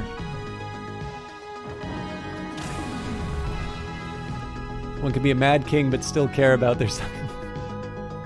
Hey, no one left behind run as hard, also uncharacteristic for a mad... Oh, nice. Okay, we'll add the... Actually, we don't really need the employee, but I want to add them anyway. We'll do the repair. And the battle is done. But not without some heavy costs, so we are definitely going to need to shore up my credits. So the new combat is definitely an interesting touch. I'm definitely gonna have to get used to it. So here's what the plan's gonna be. We are going to be I'm gonna set up. These are gonna be permanently enabled turrets. The plan is to do the same sneaky thing we did in Brutos Town. We're gonna try and set up an HQ and a pylon. There is something of a delicate dance. Actually, this would be the better spot because I don't need to worry about the energy pylon. But let's start by thinking about next steps. So I'm actually probably going to want to take these two isotope patches before too long because that'll be either that or this will be a good spot for a new fuel turbine. Probably here because we also have sort of an extraction range from this fuel turbine.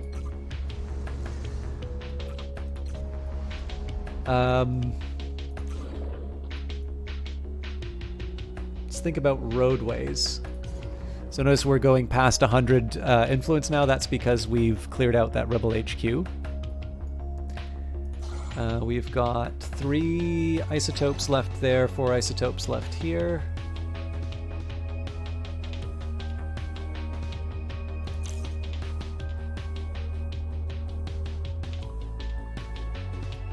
And again, the light of Ray and similar ships are going to be a bit of a pain to deal with, but I think we should be pretty confident in our ability to handle the rebels. We cleared out a good majority of them when we finally took down this region. All right, ship shape's ready to go, and I suspect that they've got their extra employee. Yes, although a number are still wounded. So why aren't you going to the medical pod?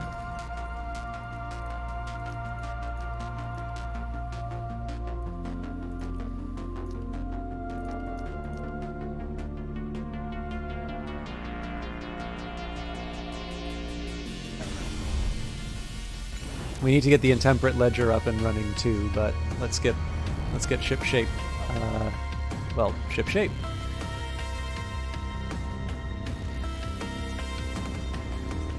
Okay, so on my wish list, well, let's start by rebuilding the destroyed building. By the way, I know I've been pretty bad, so I kind of got blindsided by some of the rebels there, so we're back, sort of back to an equilibrium. If anybody has any Titan questions, now is a good time to follow up on those, because I know I was a little preoccupied. One thing I'm trying to do now, because I've got the extra space from... because I have the extra space from the my higher influence cap, I'm allowing myself to take down a few more ruins, just simply because I know I'm going to be getting to the 100 that I need to eliminate Betrayer Brutos HQ. So that's just, if there was some confusion in terms of why I was doing a particular action, that's. Basically I can afford to claim this for 100 influence.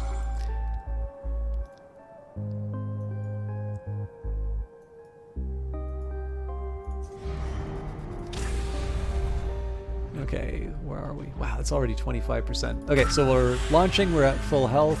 We're going to do the same story with the Intemperate Ledger. I do want to get some more shipyards down, but obviously we're a bit cramped for space. So how's Earth doing? So we don't know the current status of Earth. There's kind of two ways that you could see this going.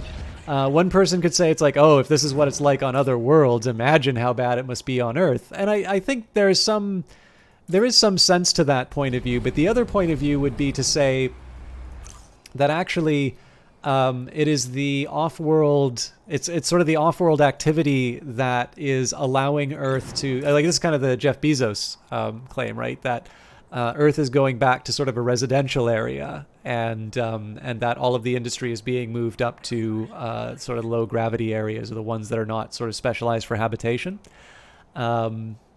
Certainly in the opening cinematic, whatever circumstances the character finds themselves in lead them to want to go to Titan, which is definitely being advertised as being a better place than it actually is. But this is not necessarily a statement on, like, this could just be, this could be a statement of ambition as much as it is a mark of desperation. Like, it has to be, I guess, life in other places has to be satisfying enough that they need to entice people to go to Titan. Okay, so I'm going to do something sneaky here. This is definitely an exploit, although you do still need to time it properly. So you can build a command center, and you can build a pylon. And the way it works out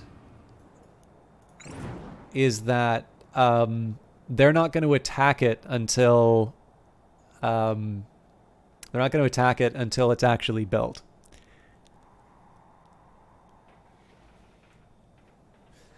Well, see, the thing is, Ed Baver, my own feeling about this is that there's the red artifacts.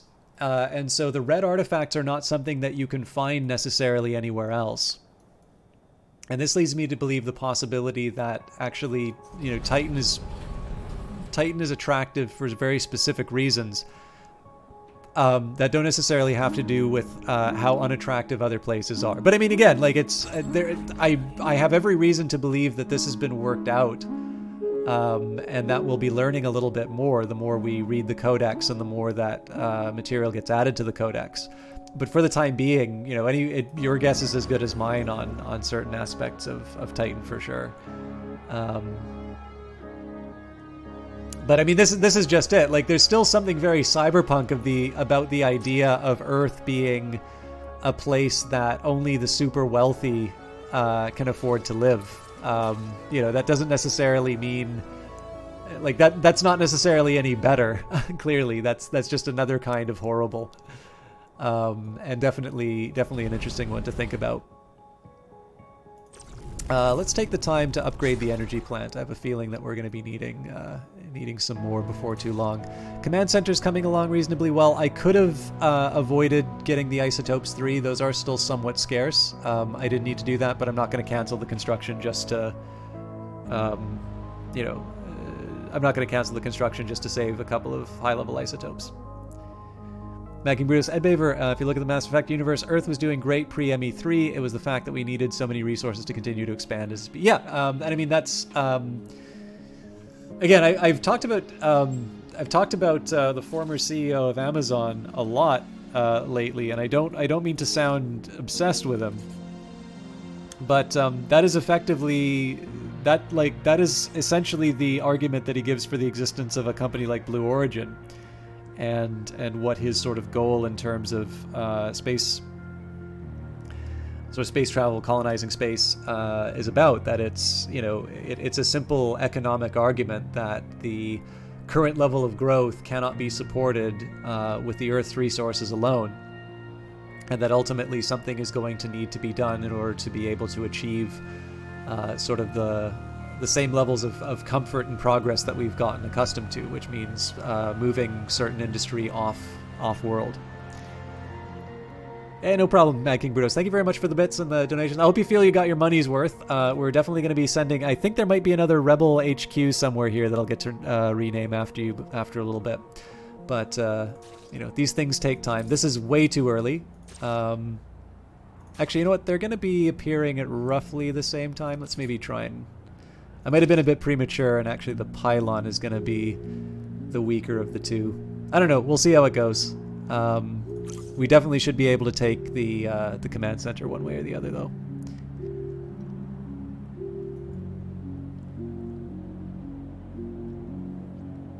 It looks like the ship's ready to launch, so...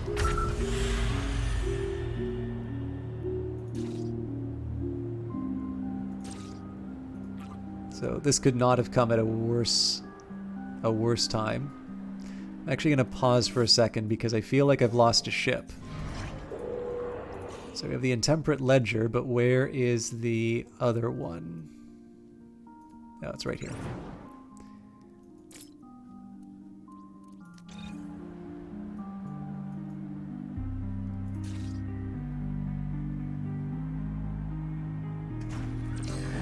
Alright, well, there's no surprise that they're getting attacked there, so the Intemperate Ledger will come to save the day. Oren, it was awesome to catch some of the stream. Gonna head over and play some State of Decay with Static and Esquano77 and Brian. Alright, well, please give my regards to Mr. Vidovic, and I may have pronounced that incorrectly. Have a great time, and my best to Saturn, and Sam might already be gone, but I don't know. You can tell him that I'll mine his isotope patch next time he stops by. Right, so again, we're just waiting for the command center to come online, and we should be good to go. I'm going to take some damage trying to distract the light of Rhea from... Yeah. Come with me. The extra hull actually really helps out this kiting strategy. That may or may not be an unintended consequence. But for the time being, let's punch him in the relays. That's probably not where I want to hit those, actually. All right. Command center's online, so we are going to find the Betrayer Brutus HQ. That's a new rebel camp down. That's good news for us. Doesn't mean that we... Like, so the penance is still going to be creating difficulties for my pylon. I think what I'm actually going to do here is repair all. It's 2.4k credits to burrow, and I know I'm going to have to do some repairs. So the question is this thing worth spending the money on burrowing? Well, it's basically a day's worth of income. So that's maybe not so bad as I thought it would be. Just in the name of caution, let's hit the burrow button and upgrade it.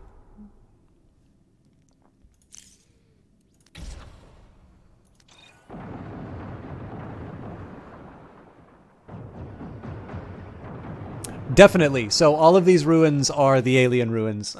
Cool facts. It's the relics that are found, or the artifacts that are found inside of these ruins, I think is the main reason why Titan has been colonized, and is the real reason why the Council is operating here. And that's definitely going to be the focus for the next few updates in terms of what these different I think they're going to be expanding on the role of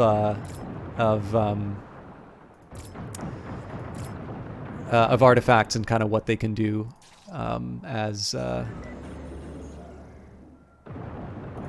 updates kind of come in. So again, we're taking some damage in the Intemperate Ledger, but this is basically to just clear out the patrols. This thing can't necessarily defend itself. So I'm just I'm moving the attention to something a little bit more deserving, let's say. We are also currently sleeping, so I got to figure out what it costs to upgrade. So it's 90 for each of these. So actually, it's probably even higher. So 180. So I'm gonna wait till we're at 360 isotopes, and then we're gonna upgrade the residential and office buildings. Actually, I guess I can do it piecemeal. I think I've got a way of making that work. That'll help my pocketbook a little bit.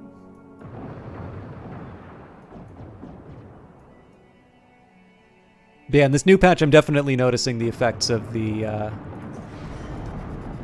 definitely noticing the effects of the combat, and this repair button is actually really helpful.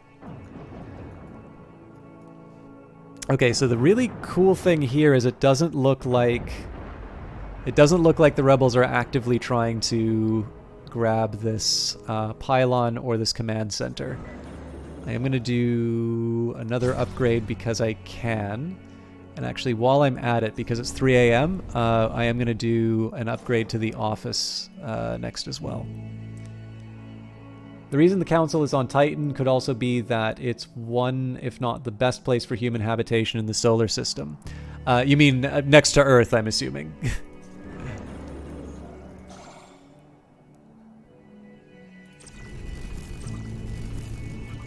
By the way, did I miss anybody who wanted to have either buildings or concepts named after them? I don't normally do that, but I know it's something that people like, and I should be a little bit more diligent in getting that sort of stuff done. Okay, one thing I'm also going to try and do is get another conversion center up and running. I feel like I need to be doing a little bit better for my fuel before I go too hard on it, but it's still a pretty decent little surplus that we have. We'll give some of that up with the extra command center, but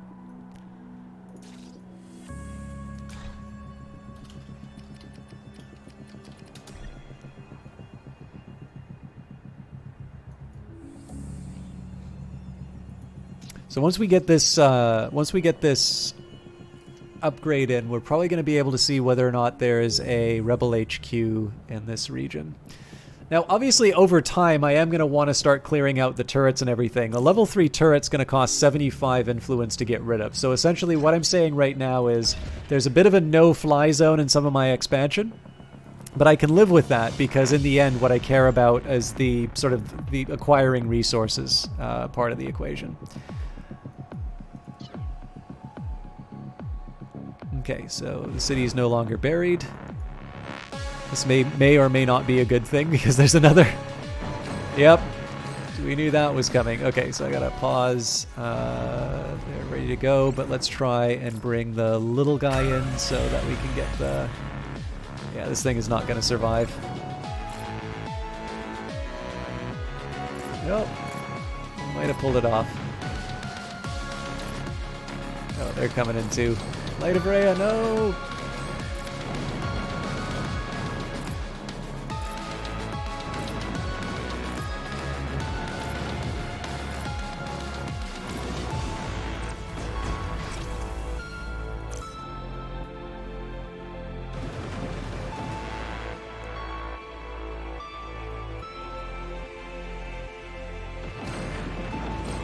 Durr!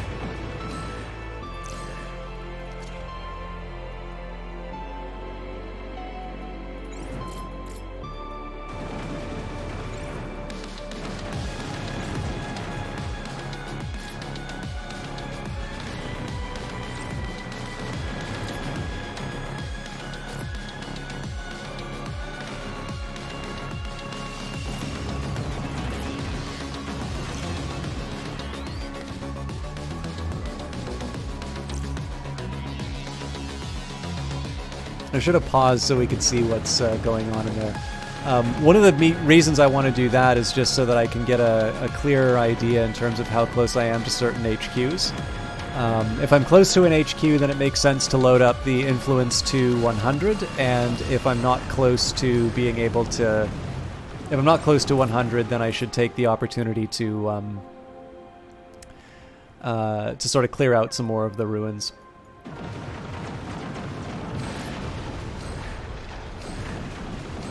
Here I want to grab the attention of the Common Salvation, and we'll just take him into my turrets.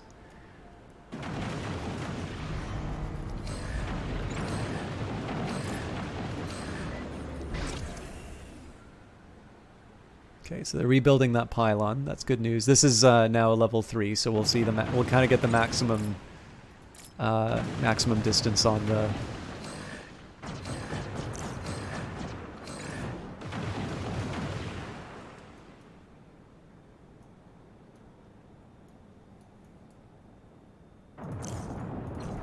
I'm also just trying to think if there's any other energy. No, I pretty much need to find. So one thing I also want to consider in terms of my expansion options are whether or not I have ready access to some fuel and power. It's 7 a.m., so it's too close to the work shift to upgrade the offices, but we're doing all right for our isotopes, so I'll upgrade all of those when the time comes.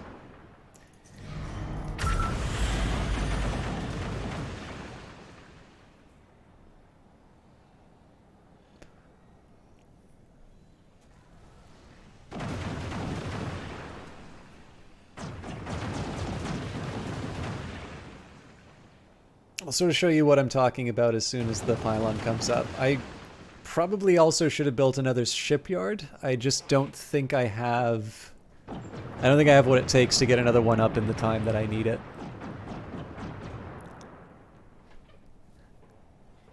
So in the case of Titan, they actually have an artificial sun.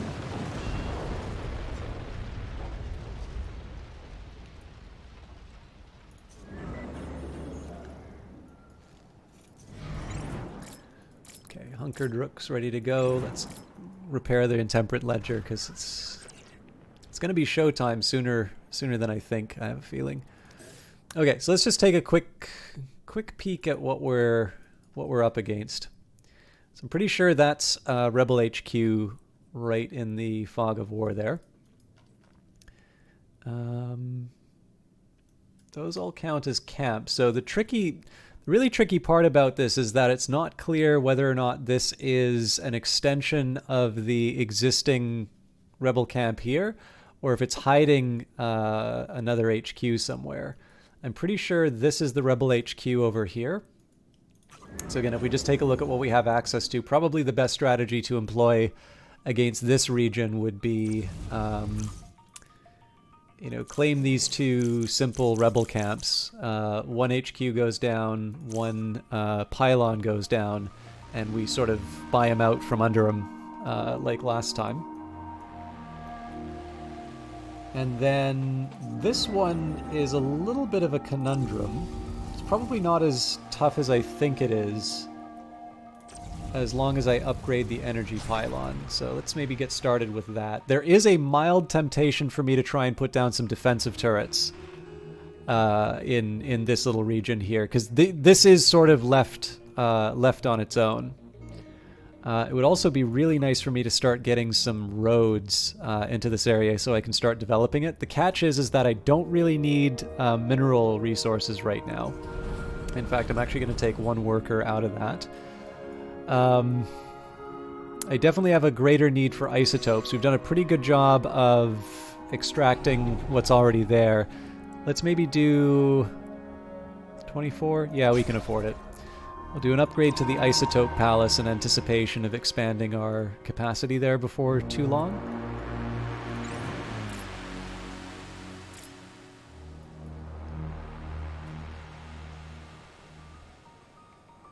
The aim right now is to just try and knock out as many rebel camps as I can, as early as I can, and sort of try and reap the benefits in terms of a nice, tall influence cap.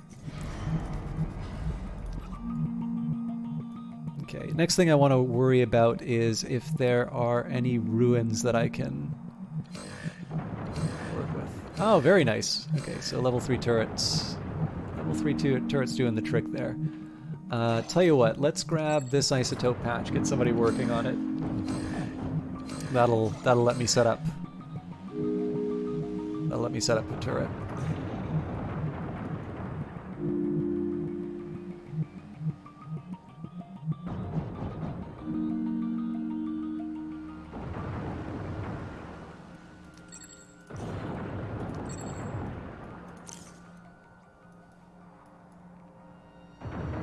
"42 workers idle."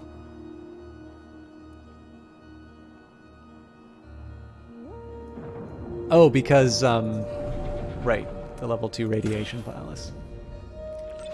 How long did it take to change the atmosphere on Titan? I don't know if the atmosphere has changed, actually.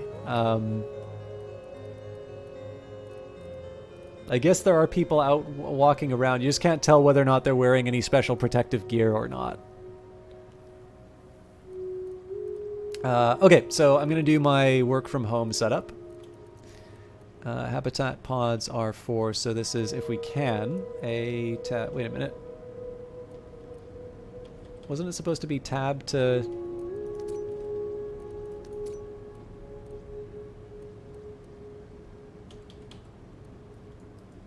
That might be unintentional.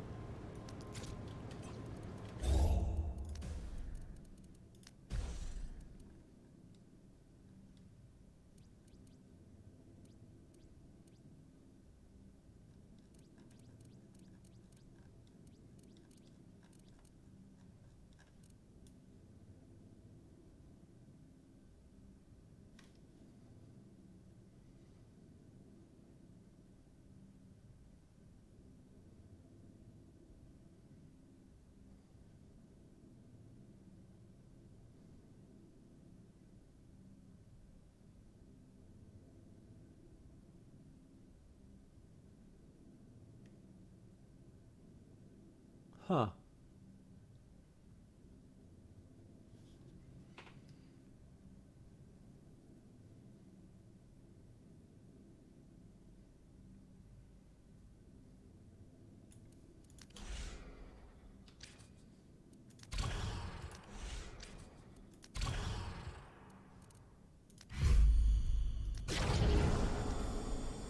Okay, that should do the trick. All right, so let's just take a second here. I'm actually going to pause. Basically what we're going to be doing is replicating this design here. But there's sort of... Wait a minute. Is that a T-pose?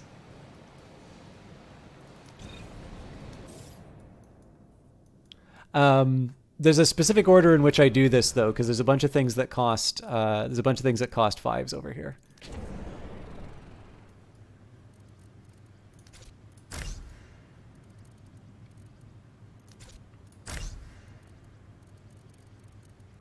Okay, so...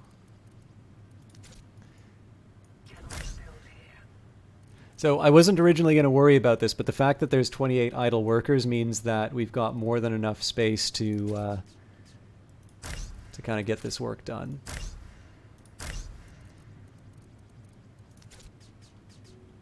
And isotope, because I'm going to be doing a lot of upgrading, isotopes are the thing that I really want right now. That might change, but when it does, I'll deal with it when it emerges.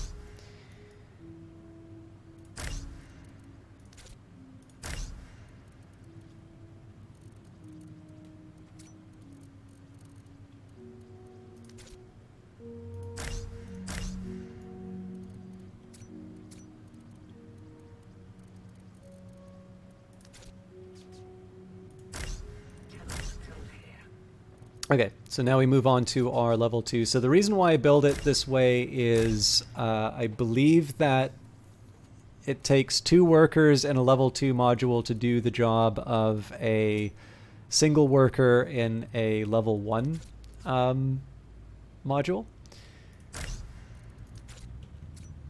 I may be wrong on that, but it's kind of how I've been building stuff so far.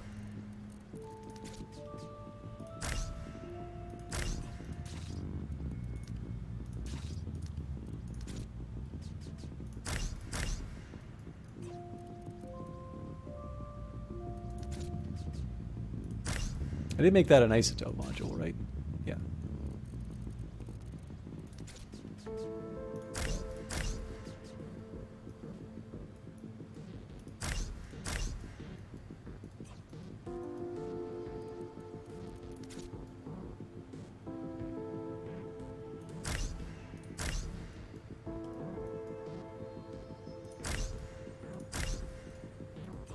So I'm leaving this middle area here just so that there's kind of enough room for them to move waste in. So I'll take the time now to put down some storage containers. So again, we've got the level 1 isotope, level 2 comes out here, level 2 gets stored inside of these. I also need to put down relays because I'm a moron.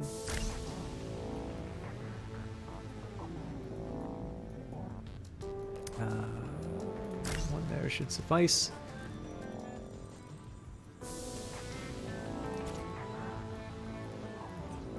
And then the level 3 comes out the other end, so we will put those down there. And eventually I'm going to have to work out the last little bit of isotope modules here, but I just want to make sure that I've actually handled this side of the business first. Okay, that seems about right.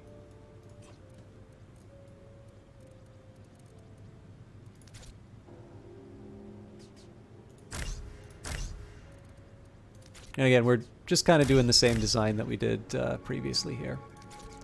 Let's see if there's any questions in chat. This game needs a control. So, Sartan Dragonbane, that's actually something that is planned. I believe it is somewhat difficult to implement because I'm pretty sure that's been something that people have asked for in the when it was on Epic as well.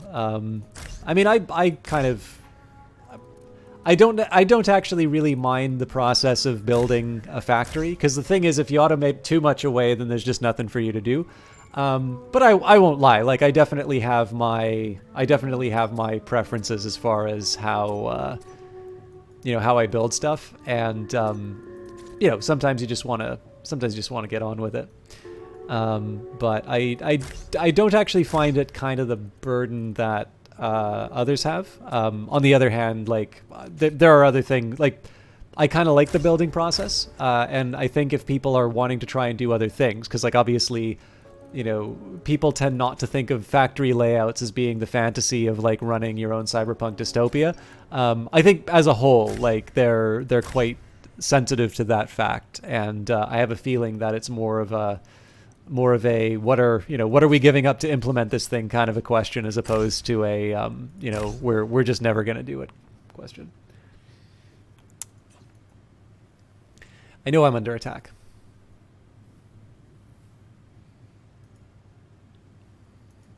Okay. I'm going to have to set the priorities for the storage, but I think I'm okay letting the minions run away with it.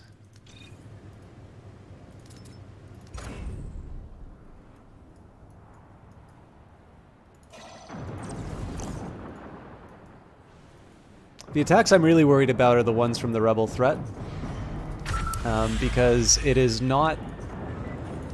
by far a sure thing that I'm going to be able to withstand a new fleet. Oh, crash.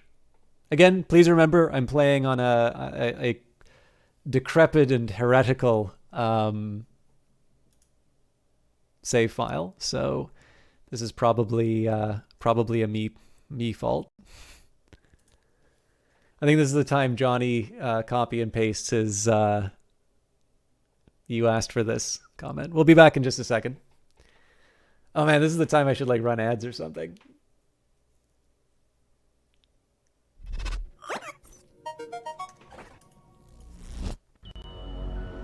I really like the cinematic.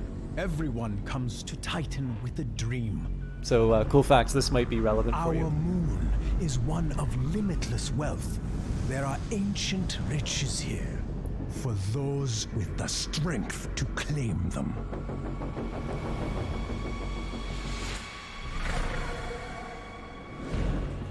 But some dreams start smaller. A better life, more dignity, more comfort.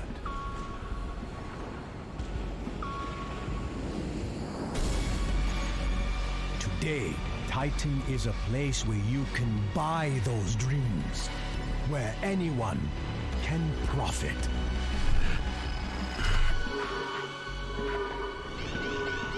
But it isn't easy.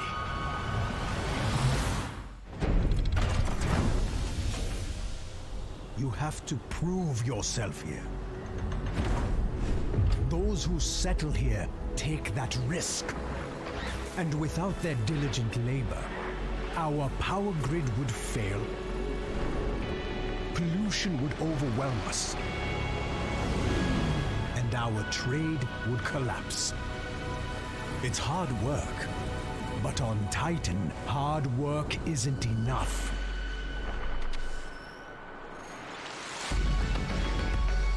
the bold, the strong. Those are the people Titan rewards. Those are the ones who see their dreams through. Exceptional people. Friends to the Council. That is why we're giving you this opportunity, Founder. We expect great things from you. Make sure you live up to our expectations. So, yeah. So much to like in that opening cinematic. I'm sorry for those of you who are here from the start and didn't want to watch it again, but it's so good. Let's also take a quick second because we're on a little bit of a break. So let's take a look at what we have relevant to some of the questions Cool Facts was asking. So ruins, these ancient rotting ruins tell a story of a time before the council, a time before the current civilization arrived. But sadly, no one can translate what any of it actually means yet, though many continue to try. Academic interest in the ruins has waned over the years, but the council keep lining the pockets of those who continue their research. I feel like there should be something. I feel like there should be something about.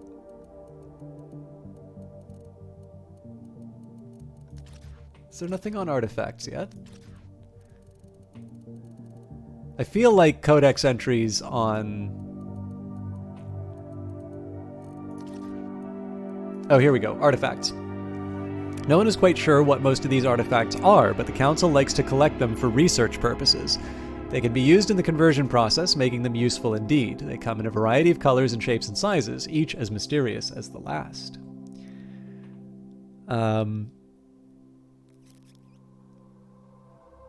So, we had, I wanted to talk about the,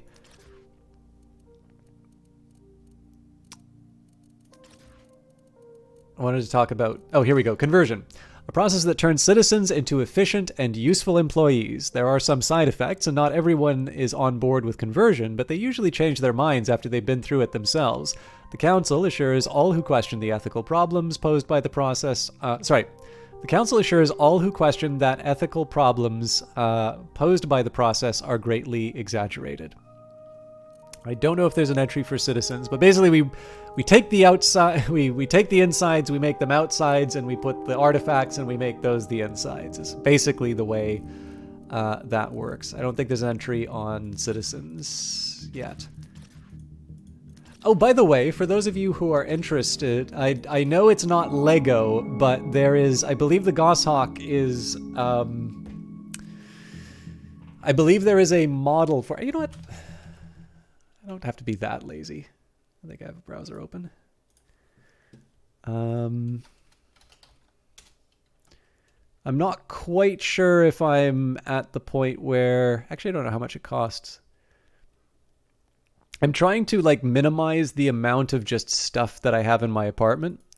But for $59.99, there is the Landfaller battleship available to pick up. Now, I believe they are gauging interest for this product. I can't remember. Yes, here we go. Brace Yourself Games is working hard to make this happen, and in order to begin production, we require a minimum of 500 pre-orders before these get manufactured. But yeah, basically it's a 650-piece construction set. If you really like the voxel art for the game and you think that it would be a handsome addition to your desk, far be it from me to disagree with you. If you pick it up now, you are definitely helping that thing come into existence, because I know it is not cheap to produce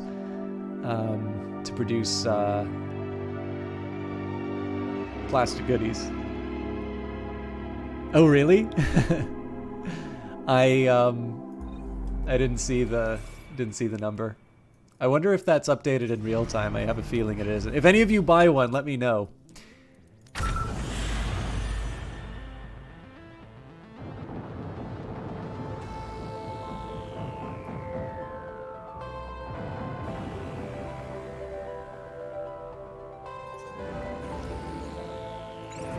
So if I can, I'd like to minimize the...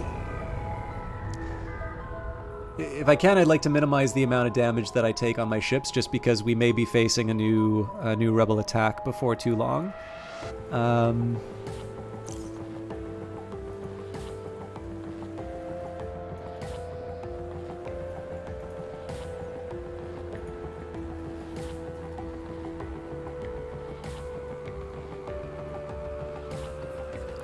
So I might be misreading this.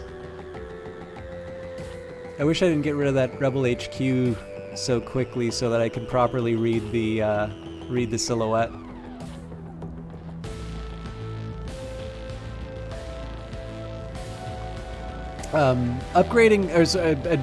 Moving up here would probably make the most sense, seeing as it does give me access to a bit more Zethane. And then again, expanding out here also gives me access to Zethane, so I don't suppose that's an argument for one over the other. This is also a little bit better defended.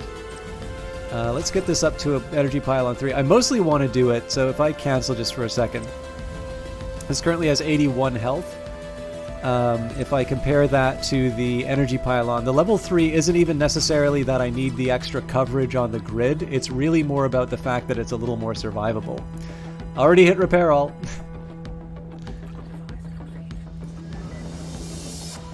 Actually, I guess that one's off, so...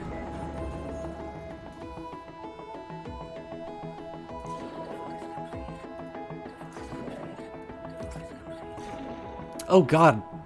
That was a lot sooner than I thought it was going to be.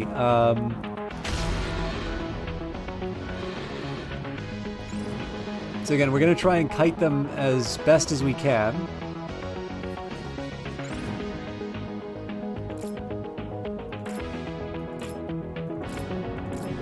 We're going to try and preserve the ship's health for as long as we can.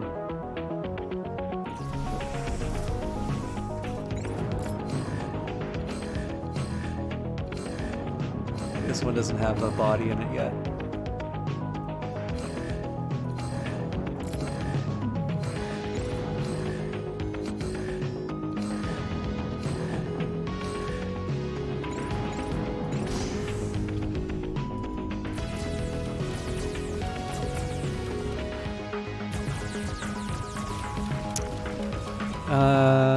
You know what? I'm gonna pause. Let's actually work out how this thing's working.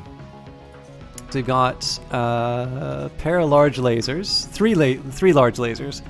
So they do have some batteries.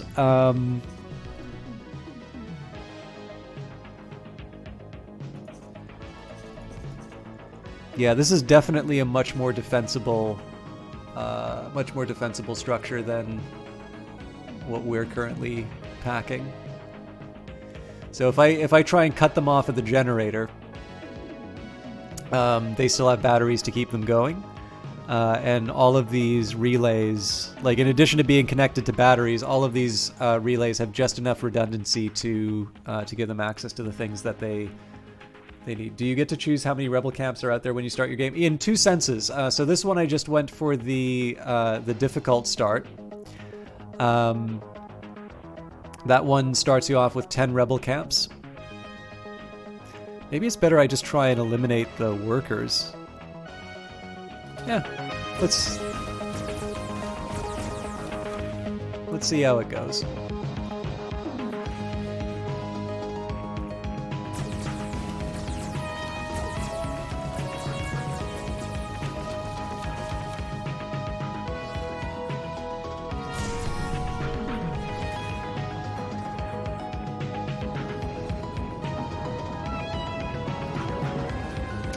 People on repairs again.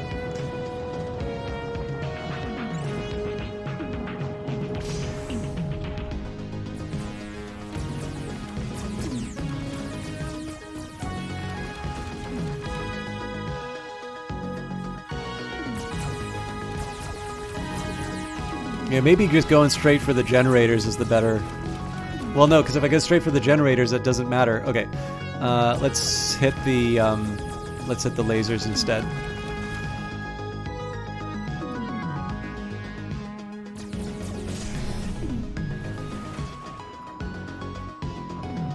this conversion center's getting bullied a bit.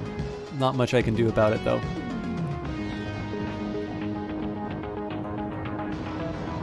It's already being hit by the turret. Oh god, I'm not as... I sometimes wonder how dumb chat thinks I am sometimes. Like...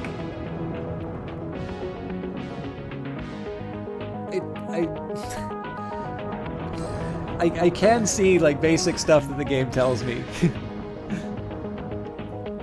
So the one that's not in range... no, it's not just specifically you, sorry. Like, sometimes, I sometimes have to deal with this on like, other games that I play. We're definitely getting burned up here. The medical pod doesn't quite seem to be doing what it needs. But yeah, the one that isn't really being dealt with right now is the Dog of Hope. But that even then, that's kind of a conscious decision here, right? Because right now the defense turret is taking on the penance, and the Intemperate Ledger is what's baiting it. So we're gonna be doing this adjustment after a little bit. But right now, all of the turrets that are going to be forming my defense are currently occupied. And so, you know, right now everybody has a role to play. Everybody's playing the role that they're supposed to. Once this ship goes down, it's actually one or the other, really. Although one thing I am going to adjust is to move the Intemperate Ledger.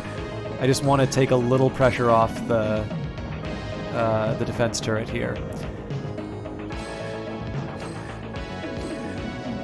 Let's maybe drag them, seeing as these just got freed up. The other thing to remember is that the hunkered rook... Oh, no. I don't think they're going to want to follow. Yeah, no, they just keep going after the turret. So the hunkered rook is fresh and ready to go in the worst case scenario, but these conversion centers are pretty survivable, and that's specifically why this defense is taking the shape that it is. So notice that they stopped hitting the conversion center. Now they're going to be going after the defense turret, but it's too late. They're already going to get taken out. You can't buy ships that nuke enemies from orbit yet. Apparently there is quite a bit that's still going to be implemented shipwise. But yeah, Sartin Dragon Bage, I should just try and be I'll try and be a little more moderate on it. The big challenge that I have is that I play a lot of strategy games, and I think Johnny Big Time can tell you, I do tend to attract a lot of comments on my gameplay that definitely has a very, like, don't you know how to play this game kind of flavor. And it's actually one of the hardest things for me to deal with. Just as somebody who generally enjoys these kinds of games, it's one of the ways that I get really, it's one of the ways that I can disengage from a game really quickly. So there is something of some baggage going on there. I'm just trying to think if I want to throw the hunkered rook into the fray. Let's at least get a couple more employees when the time comes. Oh yeah, no, that's fine. Like, this is the thing. I don't want to discourage people from participating. I also just know what tends to set me off. So whatever I can, whenever I can sort of push the tone towards something, that's a little more conducive to me kind of keeping on going with the stream. That's how I do it. But I appreciate you taking it in the spirit in which it was attended. Okay, so apparently I messed up the... Oh yeah, of course, because there's no bloody... I didn't put a... Oh god, I didn't put down a... relay.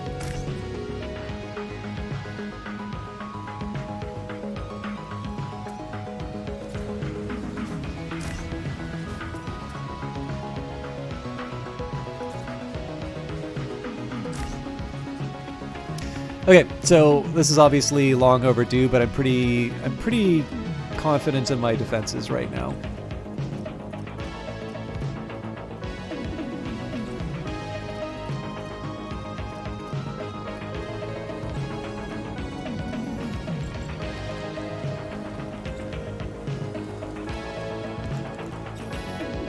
Actually, yeah, this should probably be a waste receptacle.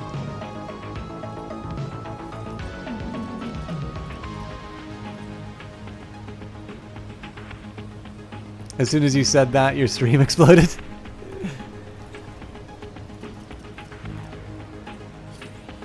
I don't know what that is, but I'm going to assume it was hilarious.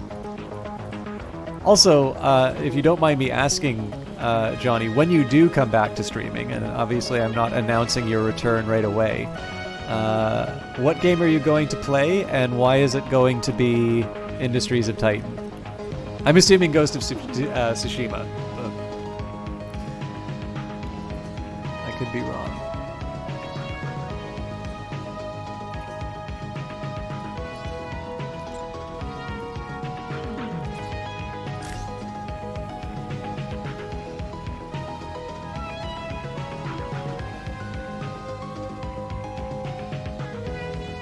What's the best way to deal with rebel camps? Buy out all the land from underneath them or swarm them with ships? Getting enough artifacts or influence seems really expensive.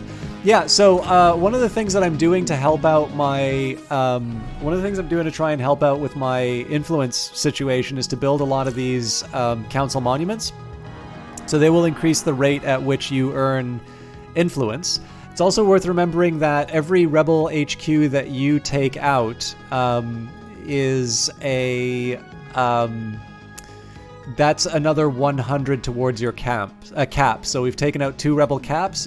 This now means that I've got an upper limit of 300 influence. I can earn influence by donating credits to the council, 5 influence for 500 credits. The reason why I think that Titan exists for the council to sort of plunder for its artifacts is... you get 10 influence for every artifact that you donate. Note that you can't get artifacts back from the council. Oh, interesting. It says that I've got a limit of 200. Did they cheap out on me? Shame on them. I feel like you should be getting 100 influence for every camp that you take out. Maybe they changed that. But the reason why I like buying out the land from under the rebels is you'll notice that there's a lot of like level 3 turrets kicking around. Actually, maybe they got rid of some of them.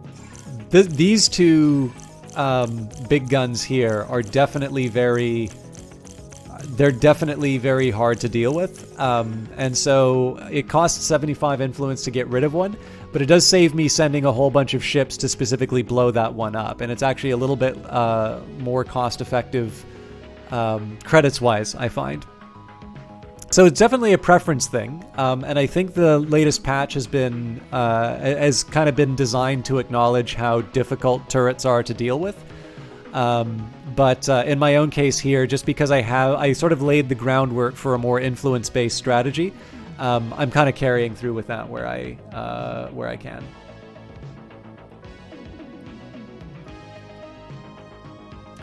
Yeah, so like there's an autonomous amount of influence that you get. Right now I'm gaining 8 per minute, and I can definitely get more as I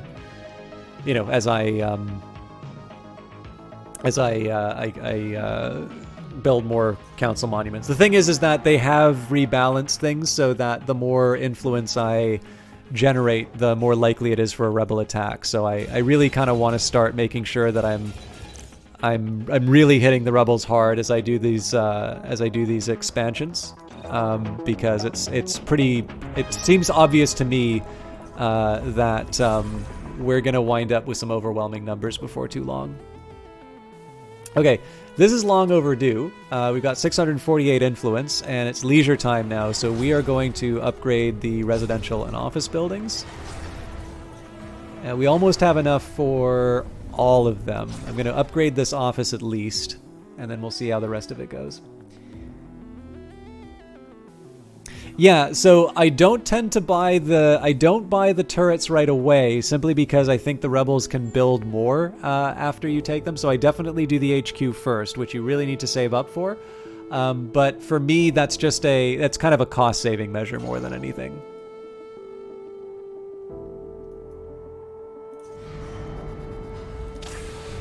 Okay, so important question number 1: Can we get? Yes, we can get more employees. By the way, did anybody have any other requests for like businesses naming or anything like that that I missed? Obviously, I've only been able to kind of half pay attention to chat because there's a lot of stuff going on.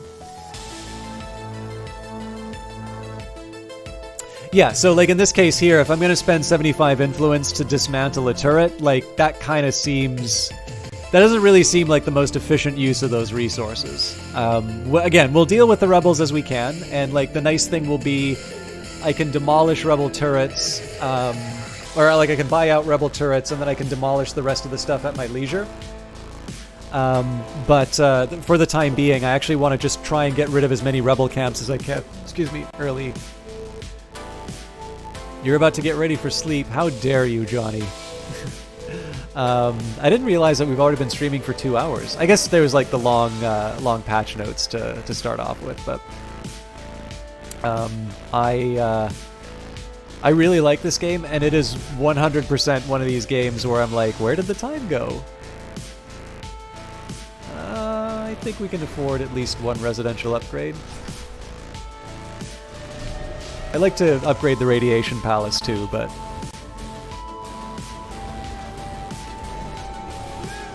Hey, thank you very much for the subscription. I wonder if we could rename a conversion center Department of Questioning. Well, I don't have a conversion center in the sense of a... By the way, that's not a sub-only thing, by the way, guys. Like, you don't need to... I definitely do not charge for naming rights in this. You've all been very generous with your donations and subs today. But let's... I don't have like a conversion capsule, but I can definitely... Oh, but you said center anyway, so we will call this one the Department of Questioning. My bad. I don't have enough... I do not have enough characters. So,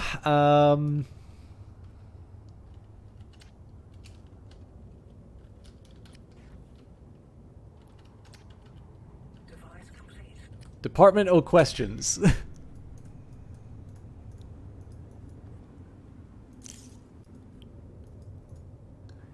And it looks like we're still short. Nope, they're just queued up. And looks like the employee numbers finally balanced out. Now, this doesn't surprise me that much that citizens are dying here because we forced them out of their houses, which of course will keep them from taking shelter from the pollution. God, we've got so much power. Oh wait, we have so much power because we're upgrading office buildings.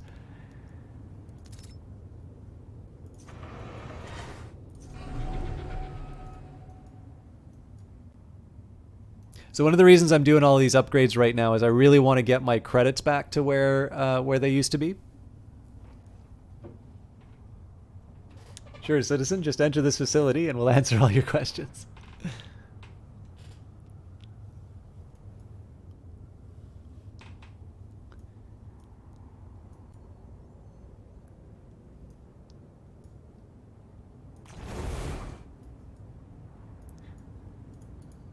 There's more of those dastardly rebels expanding their cities. So obviously the plan's going to be to just buy this stuff. Actually, I can sort of do it right now. Not quite ready to dismantle it yet, but it's the same strategy as it's always been. Drop a pylon, drop a command center, and call it a day.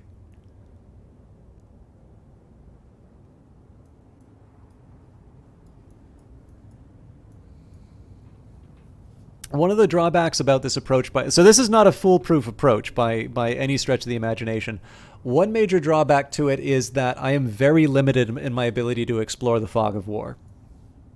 And that, as far as I'm concerned, is that is a pretty big defect in this approach. And the reason I say that it's a big defect is because the ability to sort of plan out your next few moves. So like, yes, we've taken out another rebel base. Yes, we're about getting ready to do to take out our third rebel base. But the fact of the matter is that we really haven't expanded our operations. We have not yet converted more people. We've not yet actually. I'm somewhat tempted to dismantle this fuel turbine, but I don't know. We'll probably be able to find a way to make the do the proper expansion. But yeah, like the drawback is that like I do want to do all of this expansion, but the question is like, when am I going to find the time? How am I going to like do it in an orderly fashion that produces, like, I don't want to get overwhelmed by the rebels for sure. I want to make sure that I want to make sure that I'm able to have a realistic plan in terms of saying, it's like, okay, so I'm gonna, once I've cleared this out, then we're gonna focus on the ones in the south or the like. Overall, I would say that we've accounted for 1, 2, 3, maybe 4. Actually, okay, let's try this again. Let's say 1, 2, 3, 4, 5, 6, 7, 8, possibly 9.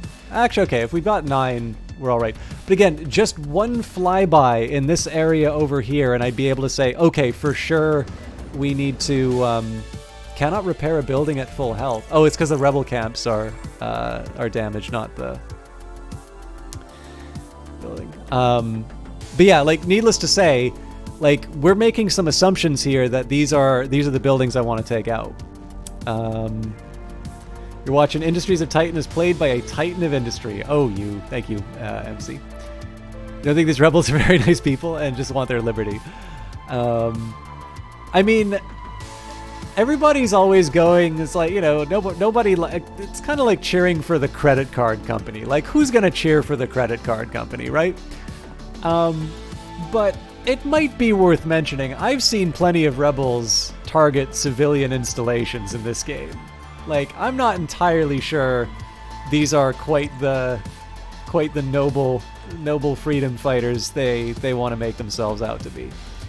I did just notice a little pocket here that I might be able to stick a. Well, okay, I know why I didn't do it right away, because it's probably better if I can like slide one over on the side, or at the very least like put it over in these 2 minerals patches. I'm mildly tempted to just pick them up and mine them right now.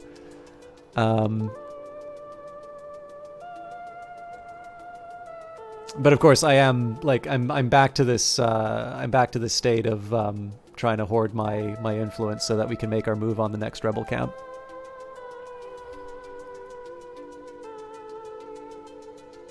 So the plan is I at the very minimum want to build a defensive turret here in this isotopes patch. I'm debating as to whether or not it's a good idea for me to try and pursue these rebel camps here before the next rebel threat. I don't suppose it would hurt. Okay, so we're up to 262. Let's load as many good workers. So one of the big things is that we want to make sure that our our cash flow is a little bit better than what it currently is, given the fact that we're going to be doing a lot of repairs. And at some point, I really do need to get more ships. But again, it's always a question of trade-offs. Let's do a quick upgrade on the Radiation Palace. So we very clearly are not going to be able to upgrade the residential and office buildings until the next cycle. We're doing all right waste-wise. I'm happy with where the smokestacks have gone. Let's get these turrets on. So we're going to start picking fights.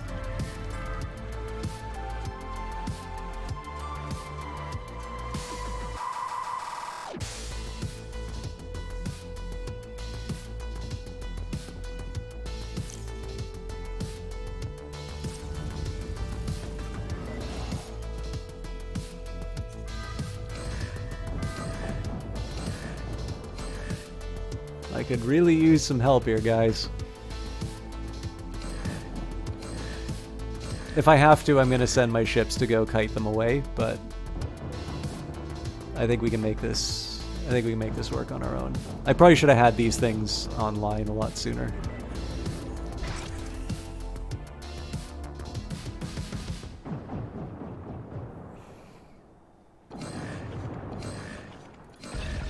Oh, I didn't need that. 36 waste is probably not the done thing. So I don't believe I get to target the. So oh no, solar clippers in the region. Sure doesn't look like it. Anyways, they're focusing on the right stuff now. I'm gonna have a cost. There's definitely gonna be a cost associated with it, but again, it's worth remembering that we're making money again, so it's not as big of a worry. I may wait a little bit before building another conversion center, and the reason for that is I do want to make sure that I've got a nice big cushion in terms of cash before I go too far. These repairs cost a lot. Remember, we used to have like 30K in the bank. Another thing I'm gonna do, so we're gonna adjust our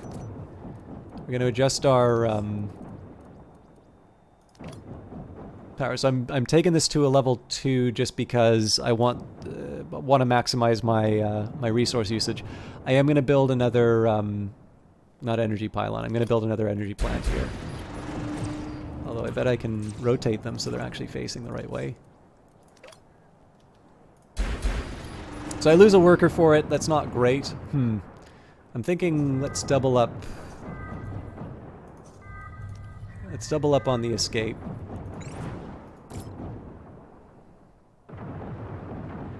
These things are a little too strong.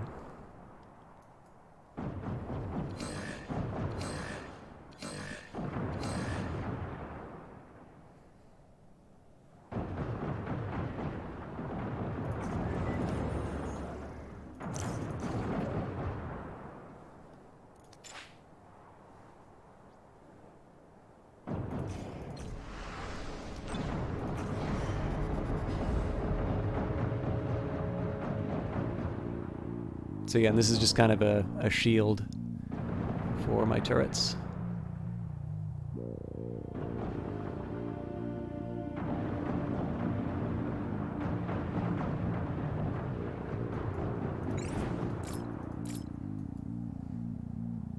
I always feel nervous when I do this because it's two small ships that are being...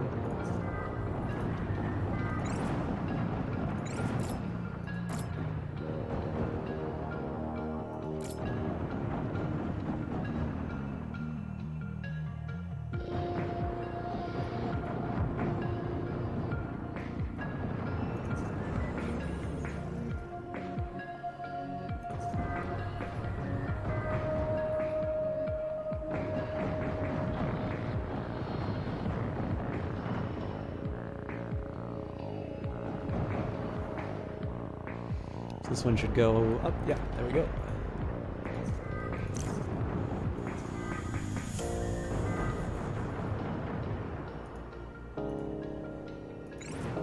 So let's send them off to repair.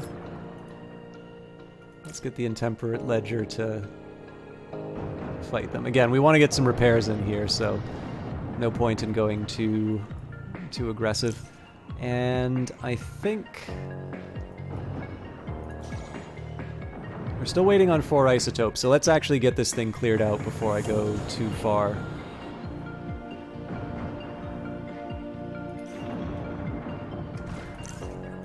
Influence-wise, though, I don't see any reason why I shouldn't be claiming these mineral patches and turning them into a fuel turbine. Okay, so I want the level 2... I want the level 2 isotopes because those are worth 3 construction units. If I do a connect, this will be... again, it costs 2 construction units, so I'm only giving up the 1.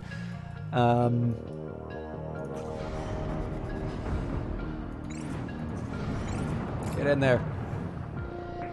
Have I tried City Skylines? I have, actually. I also got to do the campus DLC on console. I was actually quite surprised at how enjoyable City Skylines is on console. I'm definitely much of a PC player.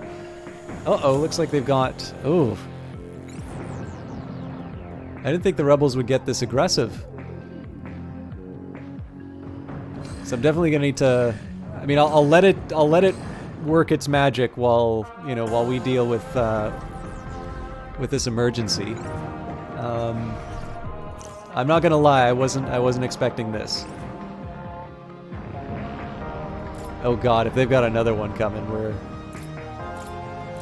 in a bit of trouble.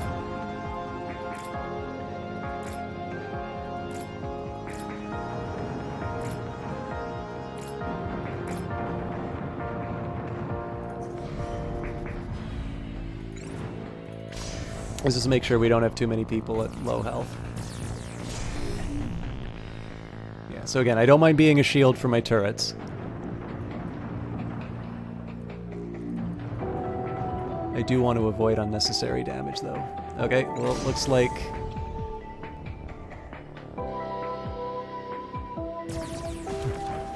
Looks like we had some unfortunate... Oh! The oxygen's going up. That's going to be a lot of dead employees.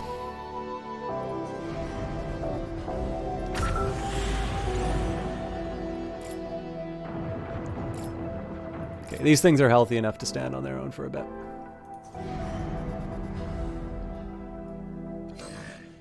Surprised here it was on console. Almost seems like necessary to have keyboard and mouse. I would have thought so too. And it's a little bit like them doing Stellaris for console. They really delivered on the... Oh, no.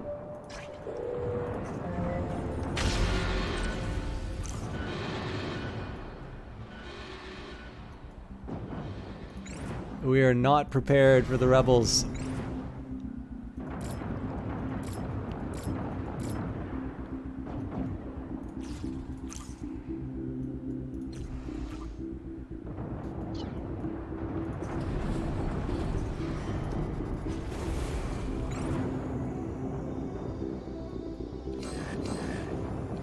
Ooh, that's a somewhat weak target. Man, they're targeting all the spots that I don't want them to.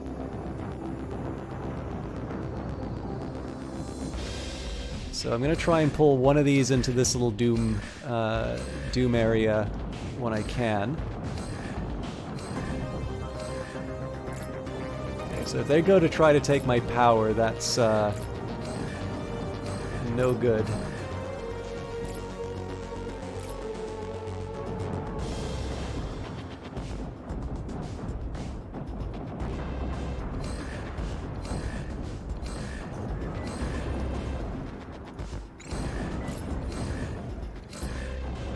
Just gonna try and pull some of the heat off the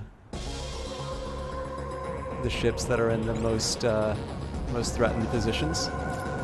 Actually, if I can go after the Nomad Alliance, because this defense turret's really catching hell. Let's see if we can try and get some more employees on here right away.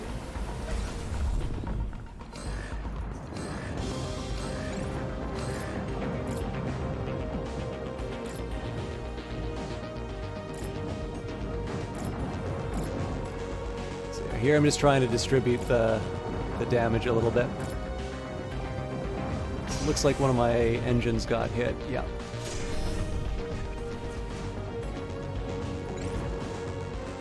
I'm just trying to keep this defense turret up for as long as I can.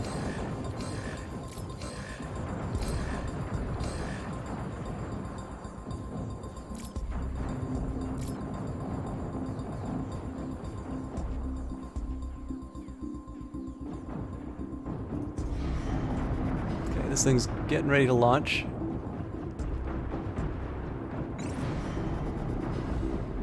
So I want to focus this one down first, just so that we can turn our attention to this ship.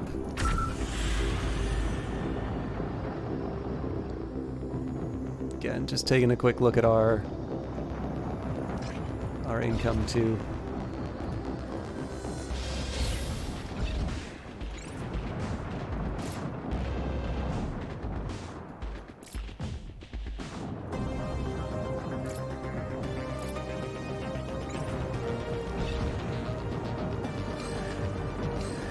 now's the time to upgrade the residential.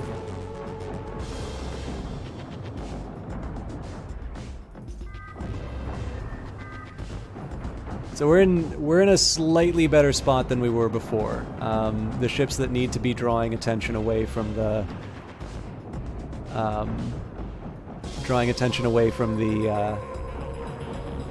turrets are delivering, but it is definitely clear that turrets don't quite have the might that they used to. Do the ships auto self-repair when docked? No, but they did just recently add a repair all button, which is very helpful from the exterior.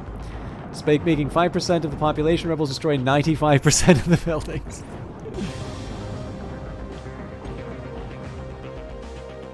That is some fine council propaganda.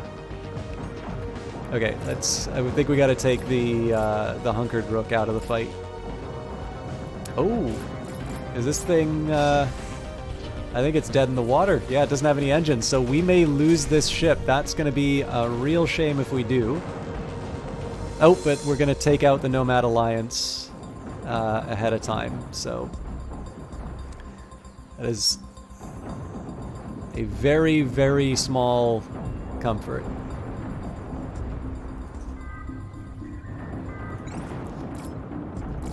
So presumably they're going to repair things on their own time. I think we are in a position now to dismantle and prepare for our counterattack.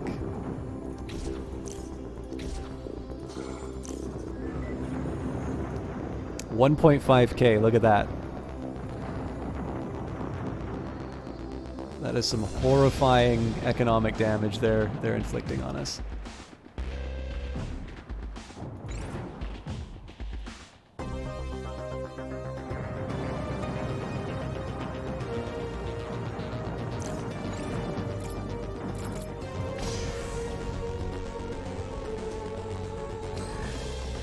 Not to trouble you guys, but could you maybe deal with the burning engine when you have a spare minute?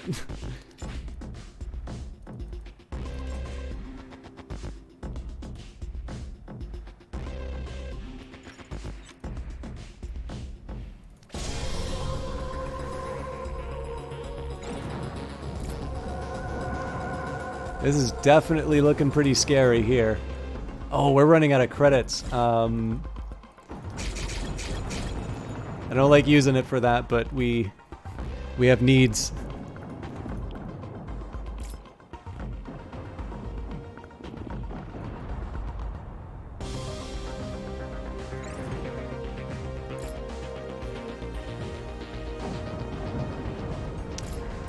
Whew. All right. We are definitely not going to be able to afford anything for the next little while.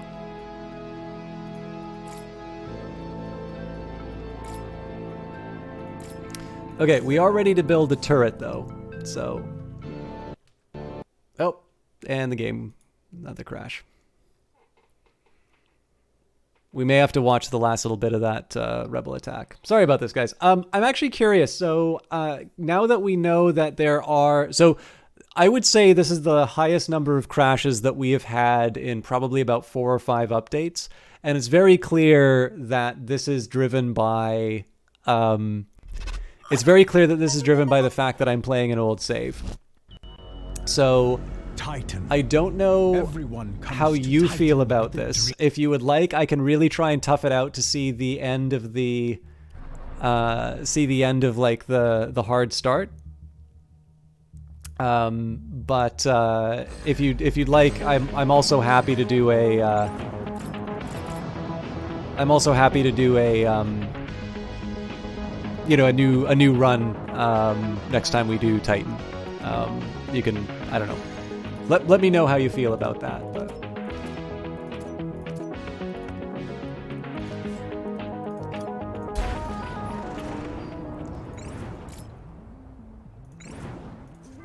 Okay, so we'll turn off the call to arms.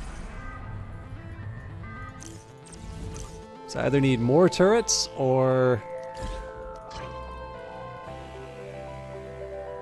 Yeah, I'm not quite sure what I need.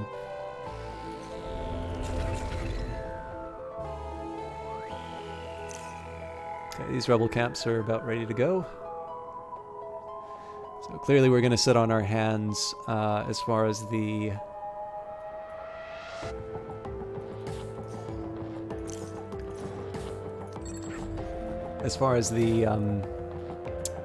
repairs go. We're going to have to wait for our next work shift.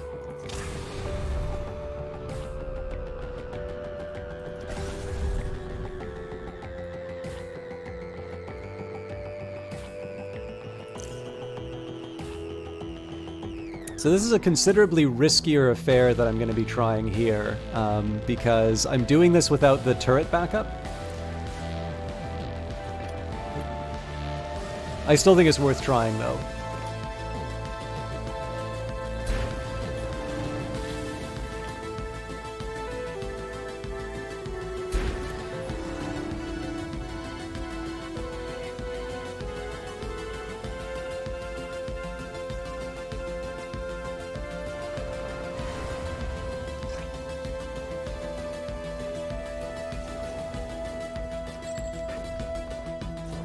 Right now we're doing okay influence-wise, so we only need the 100 to take the rebel camp. So I'm going to spend some of that for on artifacts, because eventually I'd like to build another... Eventually I'd like to build another conversion center. I guess we can build that right there, actually.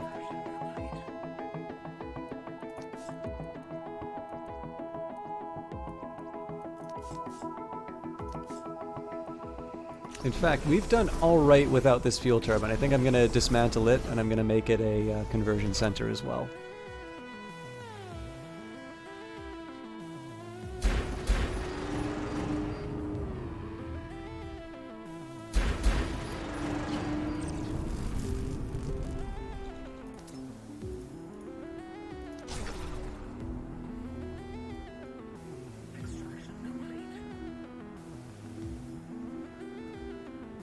So in this case here, I'm just kind of waiting on certain milestones. So once I get another 20 influence above the 100, we'll just kind of turn over into another, claiming another set of red artifacts and such.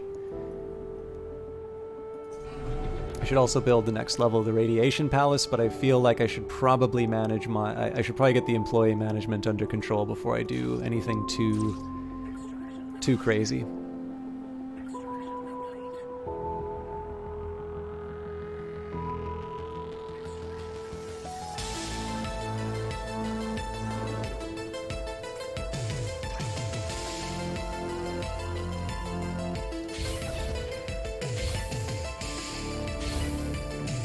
Oh, living space. Drat!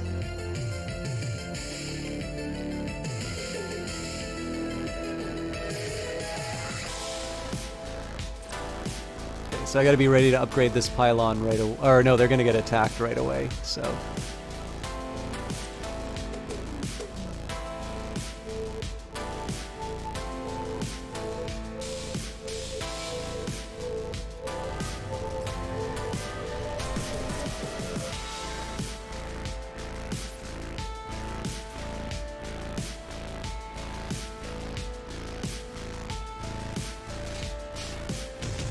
So what we're going to do here is we're going to wait till this thing shows, let's say, 10 seconds remaining. I'm not quite sure how I'll work out the timing, but...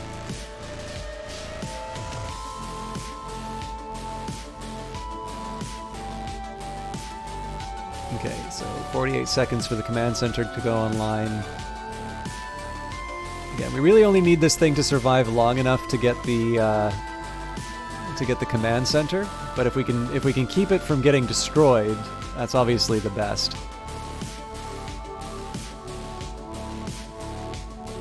There's also a mild argument that I don't exactly want to be provoking the rebels right now, but you know, I find it very hard to justify ignoring the rebels at this point. We've got the resources we need to get the job done.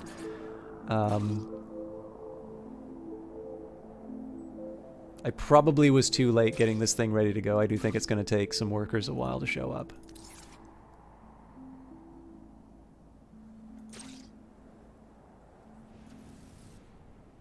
So if I hit play...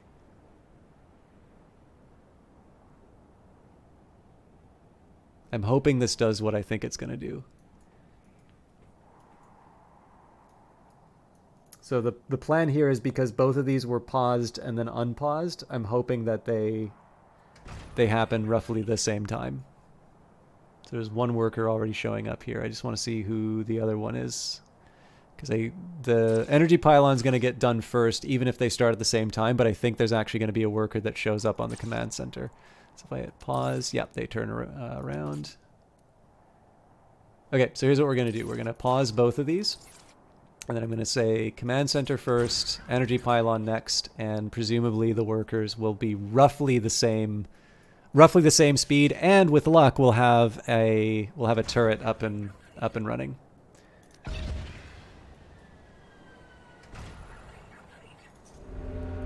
Okay, so we will connect. We can definitely afford the upgrade, so we'll get that done right away.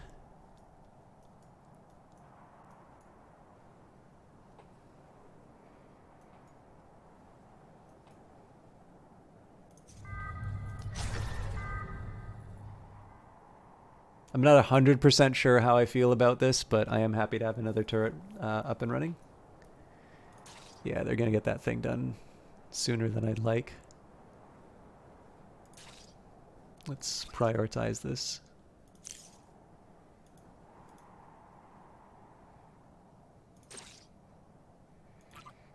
Okay, so we're probably going to lose these. It's unfortunate, but we'll at least get an objective.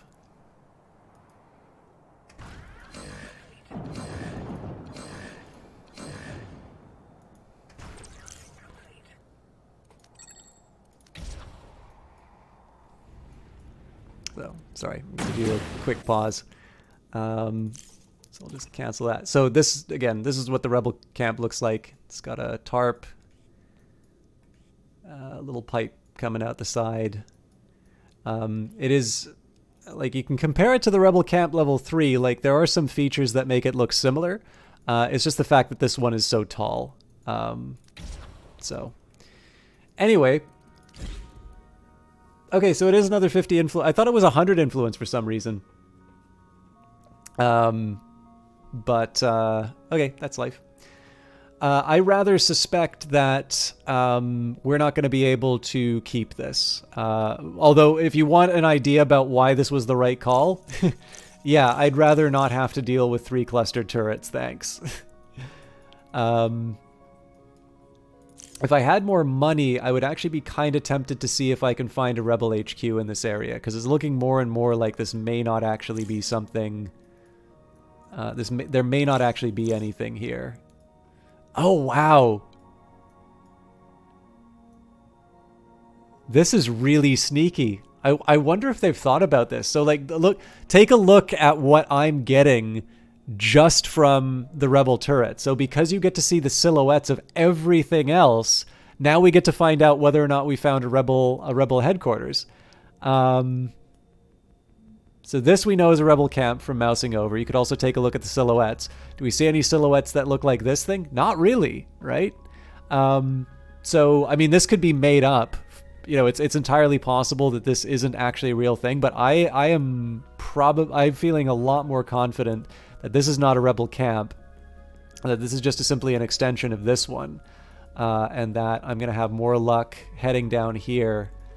Okay, so that means we've got 7 rebel camps. There's going to be 1 here. I'm almost certain there was one. Oh, hang on. If I do... There we go. So let's say 1 here, 1 here, 1 here, 1 here. So that's 4. That means there's 3 unaccounted for at a time when the rebel attacks are actually getting quite aggressive. Interesting. I think it's fair to say, though, I don't have a very good strategy in place for... That's not true. Let's start by claiming these 2 rebel camps. I'm actually going to build the... I'm going to build the HQ... Oh, sorry. It should be this one. So I need to upgrade the pylon right away if I'm going to do it here. Well, I have to upgrade it in both cases, I guess. That's fine. I think I can make it work. We're actually going to jump to take out the next rebel camp right away. Admittedly, that just keeps pushing the rebel threat meter up, but I don't know. Like I'm trying to think what the advantage of waiting on the rebels would be. Yeah, there's an isotopes patch there. I don't know if it's a mineral in that area. But yeah, so this is kind of neat. Like technically by looking at the enemy turrets, you actually get a bit of an idea in terms of what their defensive structures are like. What did I say? 1, 2, 3. Okay, let's try that again. So 1, 2, 3. Yeah, well, we knew that was going to happen. We're not quite strong enough to be able to hold that on our own. Okay, once more. So 1 here, 2, 3, 4. Yeah, so that's 3. Oh, 5. Okay, so it's 2 rebel camps that we haven't accounted for. In 2 hours, the work shift's going to start, so we can finally start repairing stuff, by the way. So I'm not going to bother repairing this stuff until I'm actually ready to take on the rebels again. It's really clear to me that I need to get my navy, in shape. But easier said than done, right? So while I am building these conversion centers, I'm not actually going to take advantage of them. We definitely need to get we definitely need to get more money. There is an argument, however, for building additional residential areas. Okay, so we should expect to make over 10,000 this turn. Again, that'll make the rebels cranky, but it will mean that we can pretty much cover. I think we should be able to cover most of our expenses. You know, the funny thing is I could actually probably just sit on I could actually probably just sit on constantly repairing this stuff, and I wouldn't feel the effects resource-wise. I'm not going to. That's obviously a dumb way of handling it. Oh, right. I said I was going to... So... One thing... I'm sorry to, like, nitpick, but one thing I'm not a huge fan of is as you cycle through the different isotopes types. So notice what happens here. So I'm going to Shift-Tab to 3. Then I'm going to Shift-Tab, so that brings us back to autocurrency. Now, I thought the patch notes said that it stopped doing this, but maybe they restored it, and I just misread what the notes said. And then what happened? Notice what happens when I tab again. It takes me out of autocurrency. That's fine. I like the fact that I have a hotkey to take me out of the autocurrency, but it resets my minerals and my isotopes at 1. And I am near certain I am going to wind up building something with level 1 minerals when I don't intend to as a result of that. But that's life, right? Like, I'm not going to, you know, there's lots of reasons to visit Vancouver. Protesting Brace Yourself Games offices I'm sure everybody's still on work from home anyway. But, you know, like having like candlelight vigil outside of the Brace Yourself offices to protest the hotkeys on the you know, on the buildings is not the done thing.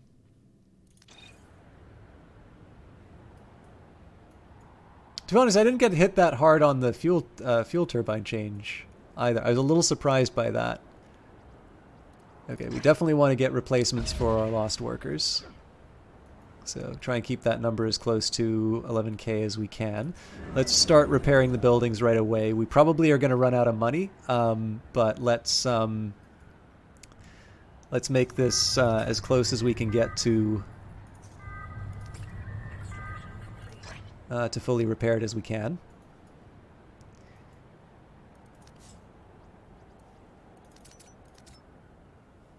And we'll build the command center again. The expectation is that we're going to need to upgrade this stuff, so I do want to keep an eye on it. But for the time being, we can rest easy. One reason I'm doing this right now is that I believe I'm going to have enough time to be able to upgrade the energy pylon to get what I need. If I fail in that determination, then it's a bunch of wasted resources, and I'm going to need to repair. But you know. That's a risk I'm willing to take.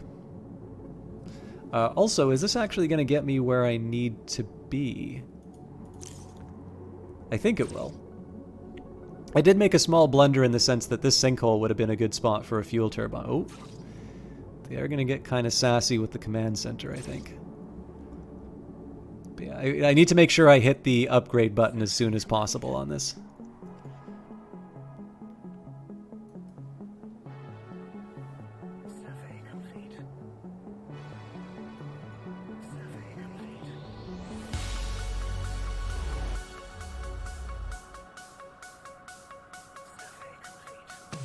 Okay, let's start repairing the Hunkered Rook. You're doing pretty well cash-wise. Oh, so many workers I can build.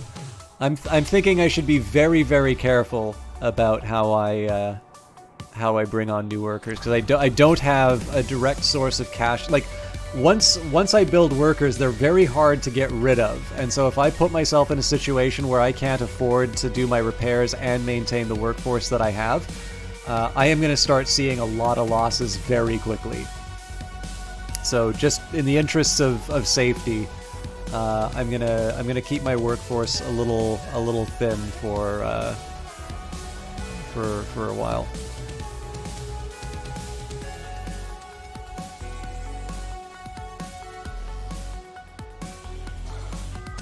This is just out of protection range for these two buildings. It's a little bit of a shame.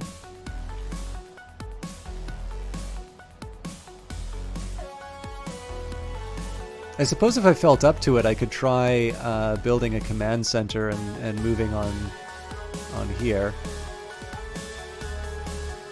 It's not like I'm hurting for power.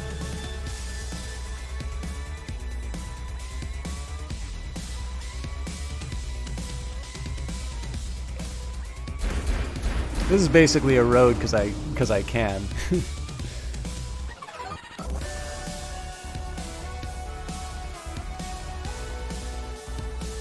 Yeah, pollution's starting to creep in here though.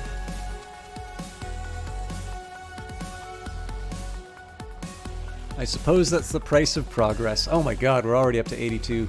And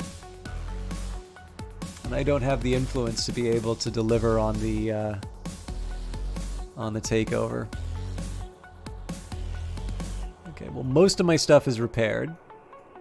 I suppose that's one small saving grace. I definitely need to think about where I'm going to be putting some new shipyards, though. And sadly, I've not left myself a lot of options construction-wise. I've kind of crammed everything I can into this immediate area, thinking that the party would go on forever. So, for starters...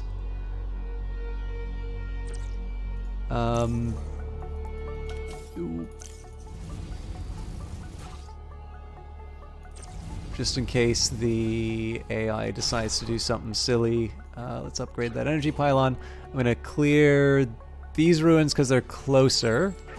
I'm going to build a... I think I'm actually going to build command centers on this side and this side. I think aggressive expansion is the name of the game.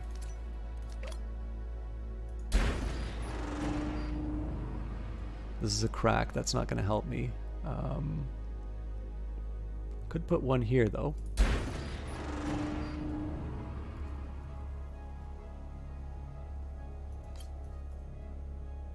And eventually I'll have to put down some turrets to support them as well, but let's work with what we've been given. So we're noon, we're at 11k, and we're looking pretty good, repair-wise, to be honest.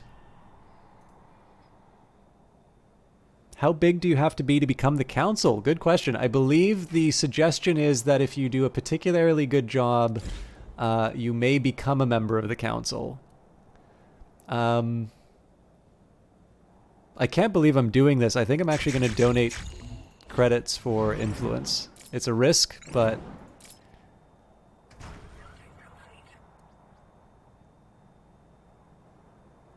we're definitely not going to pay salaries. but I'm okay with that.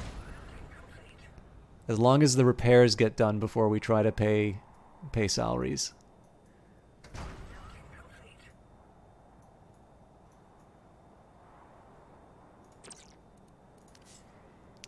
And I think this is gonna really, really hammer me.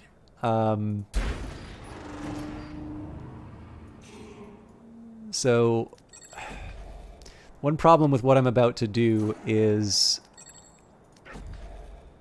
I'm going to build a bunch of turrets, and I think that's going to aggro the rebels. Well, they're already pretty aggro, so let's call to arms.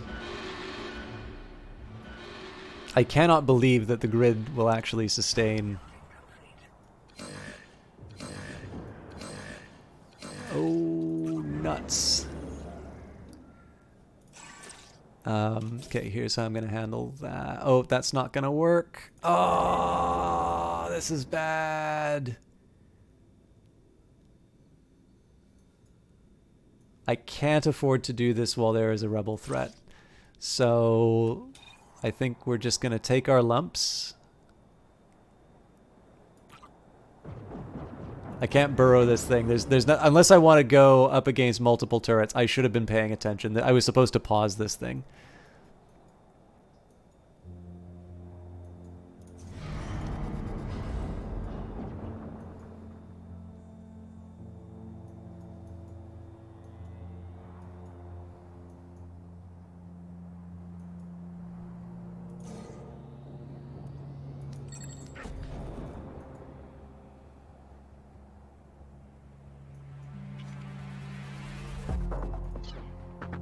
So the other problem is right around the time that the rebel attack is going to come, the employees are going to want to get paid.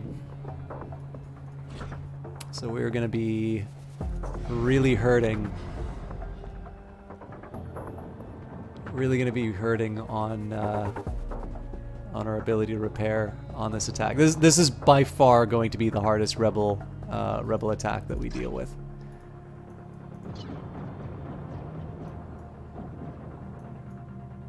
I kind of only have myself to blame for it too.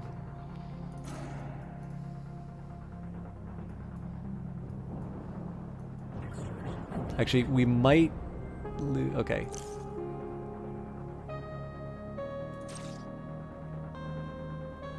I think I'll do a rebuild right away.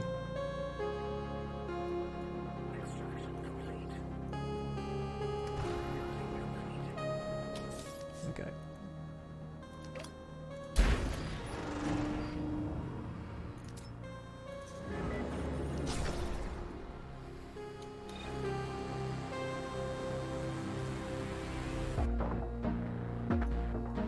Just want to watch all this stuff pretty closely. I definitely have some options energy-wise, by the way, to make life a little easier for me. Go away.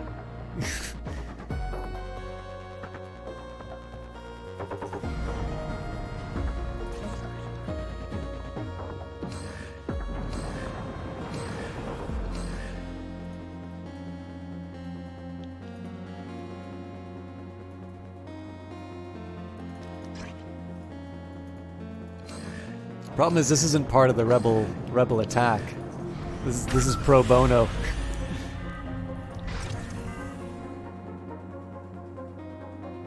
That's not good.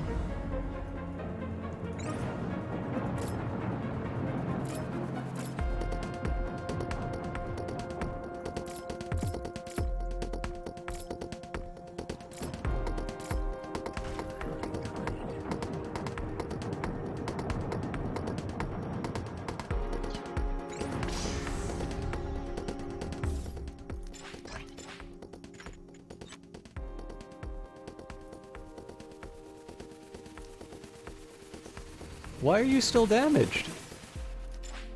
What was that whole repair thing about?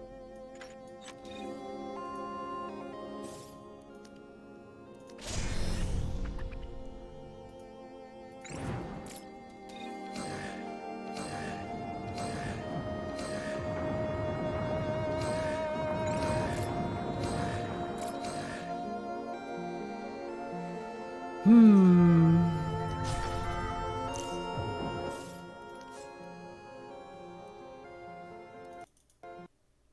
Interesting. So these crashes all seem to be inspired by adjusting the isotope count. Okay, I'm gonna try. I think I might even do a hard save on this impending rebel attack. Um, but I think I might have to wrap up the stream after this because while I did get something close to an on-time start today, I do actually have some stuff I need to read for work tomorrow, and if I don't get started on it.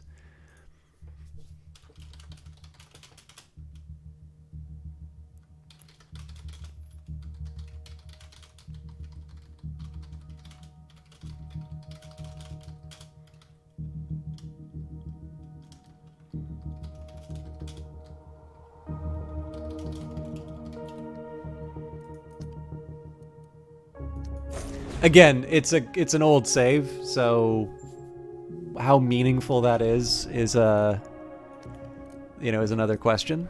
I mean, presumably it's tried to save it to the new standard, but anything goes.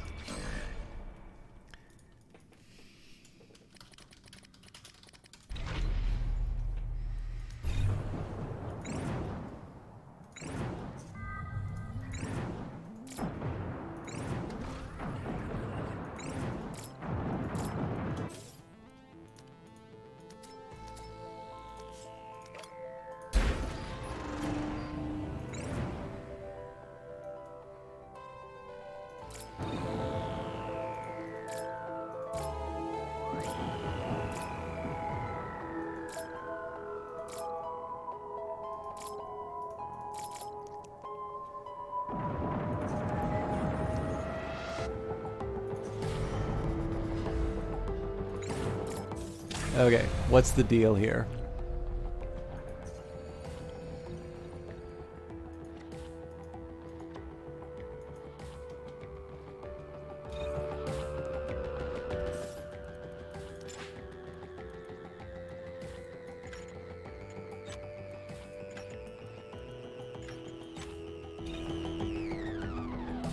So nobody seems motivated to get this thing up and running.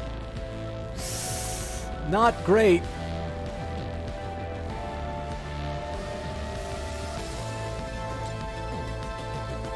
Rebuilding seems to be the best way I can handle that. I don't really know what it's shooting right now. I'm also not going to complain about the fact that it doesn't seem to be shooting anything. Oh no, I forgot to... Shame on me. I meant to pause that. So that's going to be another thing I got to repair. What are you shooting?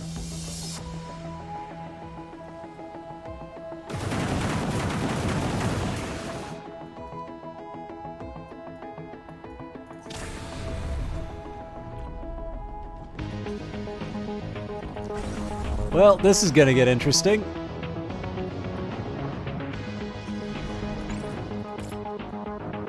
So let's try and drag them into the fights we want them to take. And with any luck, our other ship will come online.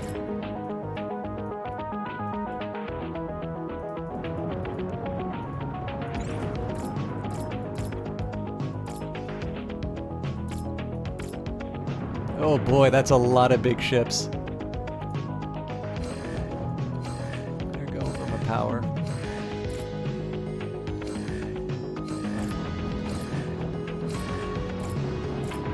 I suppose at this point I just want to try and drag someone... Oh, and the council monument.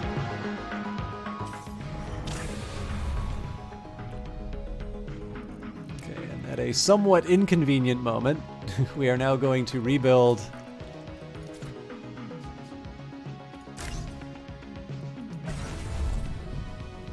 the ship.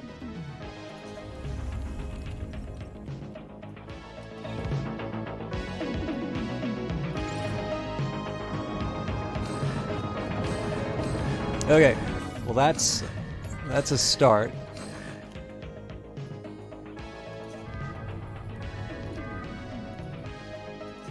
This conversion center I'm really worried about.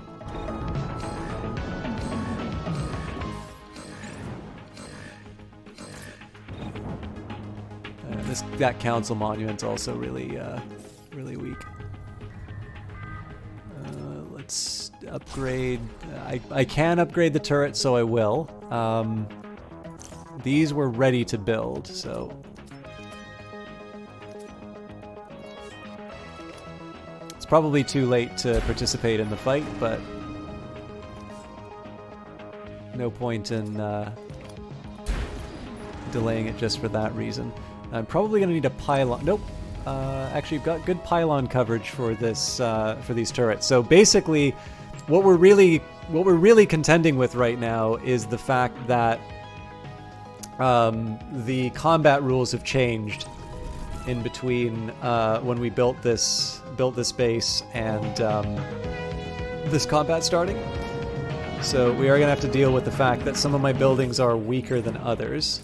Let's try and drag the Nomad Alliance onto a merry chase.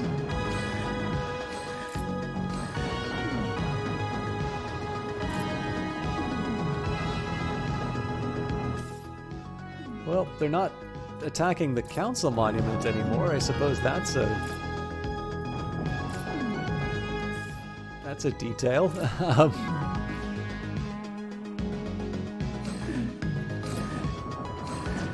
Maybe what I should be hoping for right now is just to get their attention split over enough buildings that we're going to be able to reload the...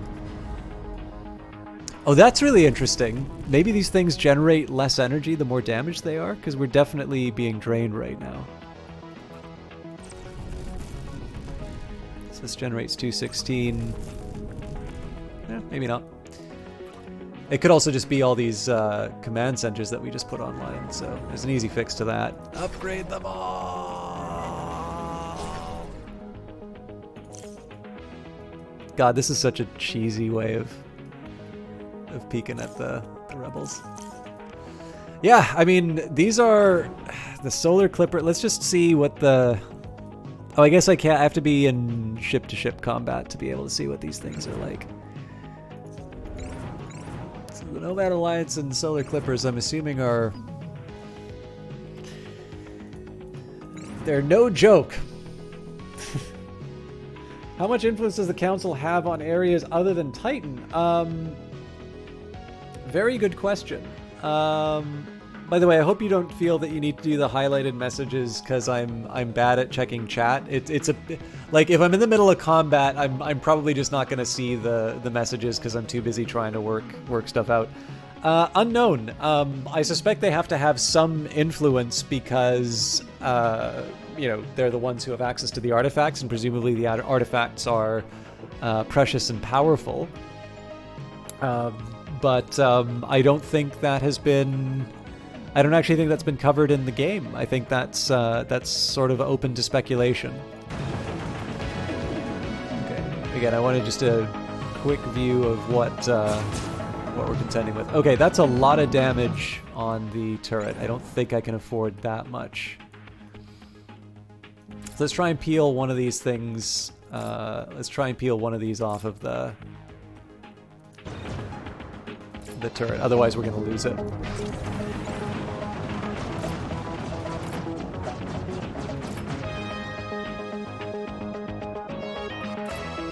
Come to me.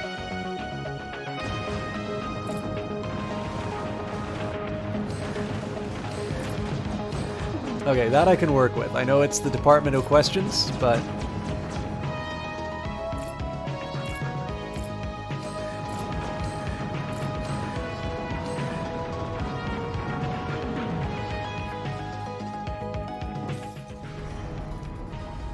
You know what else I want to know right now? What does Alexa have to say about this? Founder, I was wondering when you'd arrive. We got a lot of work to do. You're telling me? I'm Alexa Carrick, your military advisor. Around here, they call me the Admiral. I manage your ships, armaments, and military personnel. Plain language, that means I make sure that rebels and our competitors don't kill us. I've worked with a lot of startup cities here on Titan, so don't worry. I've seen it all. Landfaller cities come and go like the rain. For now, keep your eyes open and your mind sharp. If we want to survive on this poisonous rock, we'll have to work hard. Founder, it's time for us to pursue a campaign of rebel extermination. There are several rebel encampments nearby. We can crush them all. Explore the remaining territory in this sector. When we find rebels, send them packing.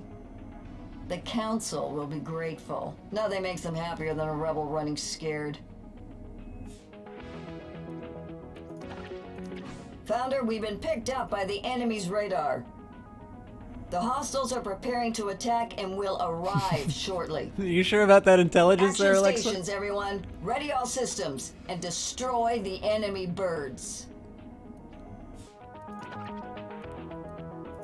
Good work, Founder. I see we've got a ship that's ready for combat. The Council's rules stipulate that all fights must be one-on-one. Let's not fight dirty now. The rebels don't And agree, please by be the way. mindful of where we choose to fight. Exploding ships can cause collateral damage. Try to keep the fights away from buildings unless you fancy repairing them, is my advice. Well, maybe I do fancy repairing them. Founder, we can enter tactical view even outside of combat. You can use this view to adjust employees' job and repair priorities, and to assess our ships. It's good to keep an eye on our forces. A good leader is one prepped for combat at any moment. I am not a good leader. Founder, it looks like one of our ships is damaged, so we'll need to repair the hull. Just select the damaged ship and move it on top of the shipyard so we can dock it. Once the ship is docked, we can issue full repairs, which will restore the hull's integrity and all devices on board. Like all repairs, this will cost credits, but it's imperative if we want to win against the rebels.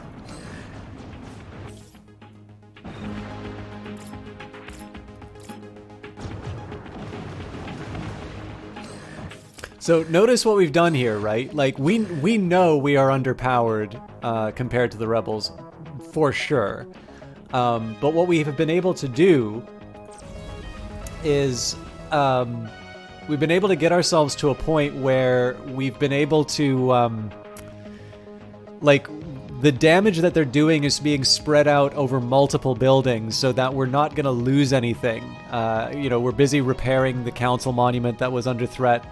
We're, you know, they're focusing on the Department of Questions, which is not great, right? This thing's taken a lot of damage, and I'm gonna need to deal with that.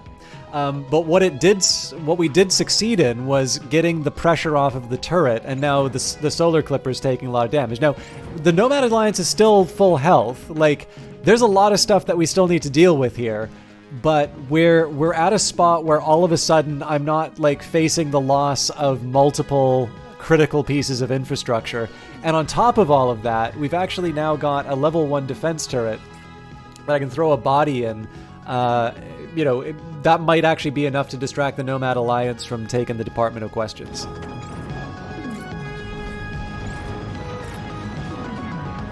So right now I'm just kind of trying to distribute the enemy ships around the...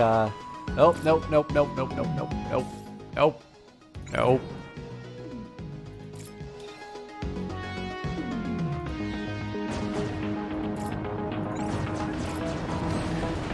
Oh, okay. Well, we lost the conversion center. Little too confident in my ability to pull their attention. It also felt like it had a lot more health than it really did.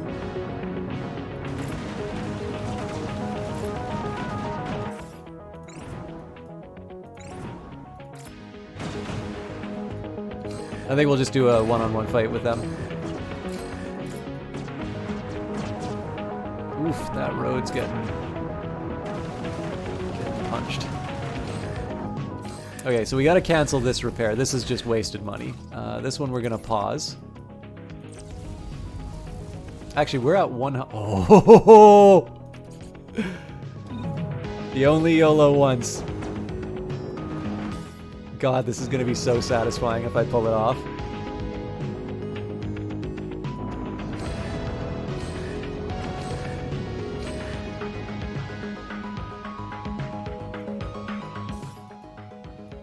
Okay, so we got to get more people in this little...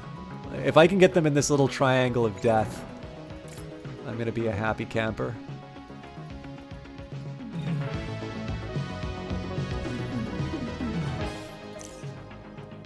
Do what you must! I have already won!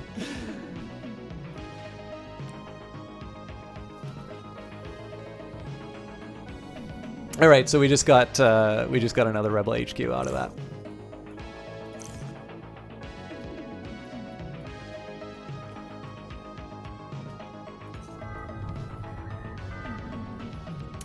This isn't doing anything, so let's upgrade this defense turret. There is going to be a reckoning energy-wise, I think. But you know what? That's a tomorrow me problem. Okay, we're the light at the end of the tunnel.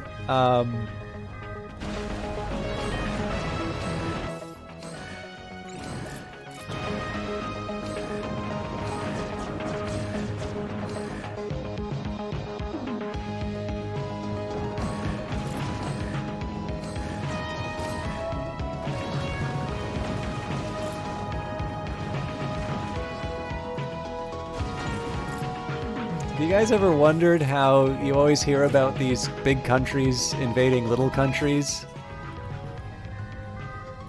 And the invasion not working out so well? You know, like Russia and Georgia? It's basically this.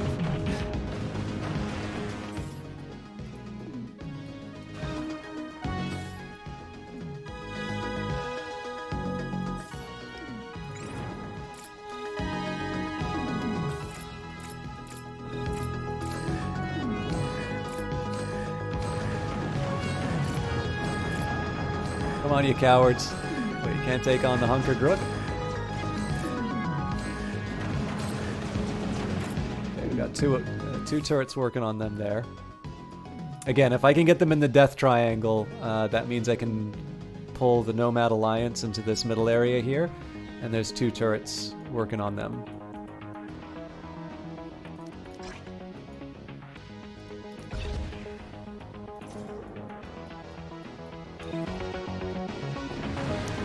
Yeah, the combat was just changed yesterday, it looks like. So, and to be honest, like, despite the fact that it's inconvenient for me because I definitely built for one strategy and I'm having to fight according to a different one. Oh man, they might be taking the bait finally. I think the game is better for it. I like this approach quite a bit. Okay, come on. Come on. Oh no! Oh god! Why?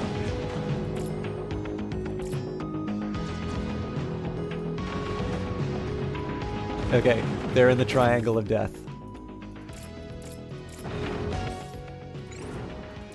So, the Intemperate Ledger is... We gotta try and push them to a point where this defense turret starts working on the deserving. Whoa! Oh, no, that's fine.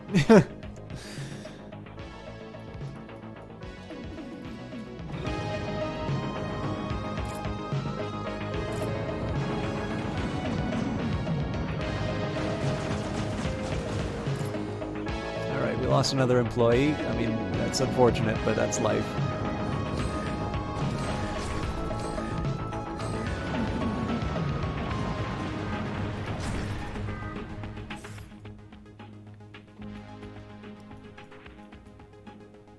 Excuse me, we're on our last rebel ship. And for all of our trouble, we've got like a full complement of the top left deconstruction was cancelled. Does it immediately go back into serve? I don't know if you're talking about deconstruct. Are you talking about like this one here? Defense turret number 4, because yes, if I were to cancel the upgrade, they would go into service. But I don't want to do that because there's so little left of the enemy fleet, and we've got it in a position that's going to be able to withstand their destruction. So the big thing here, honestly, is just surviving to the next pay period, so that we can repair everything. And the great news is because we've expanded so much, the whole, we're going to destroy these rebel camps and we're going to put condos in their place. It's going to be wonderful.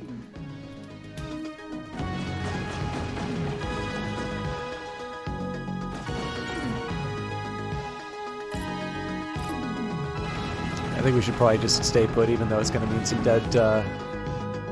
It's going to mean some dead workers. But I'm going to redesign my ship, so we're definitely going to put large weapons on. The small ones aren't cutting it. They're not cutting it anymore against these big ships. It's too bad you can't hilariously suffocate them with a wall of smokestacks or something, polluting them to death. So Mr. So one thing that is a little tricky for me. There's this wonderful moment on the community Discord where I think somebody was throwing down all of these challenges in terms of how, trying, again, coming up with the cubicle farms and all of that. And one thing I really try to avoid, because obviously, the one thing I find very off-putting in some communities is when you run into the we've seen it all attitude, right? If you're excited about a game, you want to share that excitement. You don't want to hear about how all of these wonderful things you're discovering are actually old news and how dare you talk to us about this stuff. So, I obviously I've done a lot of really clever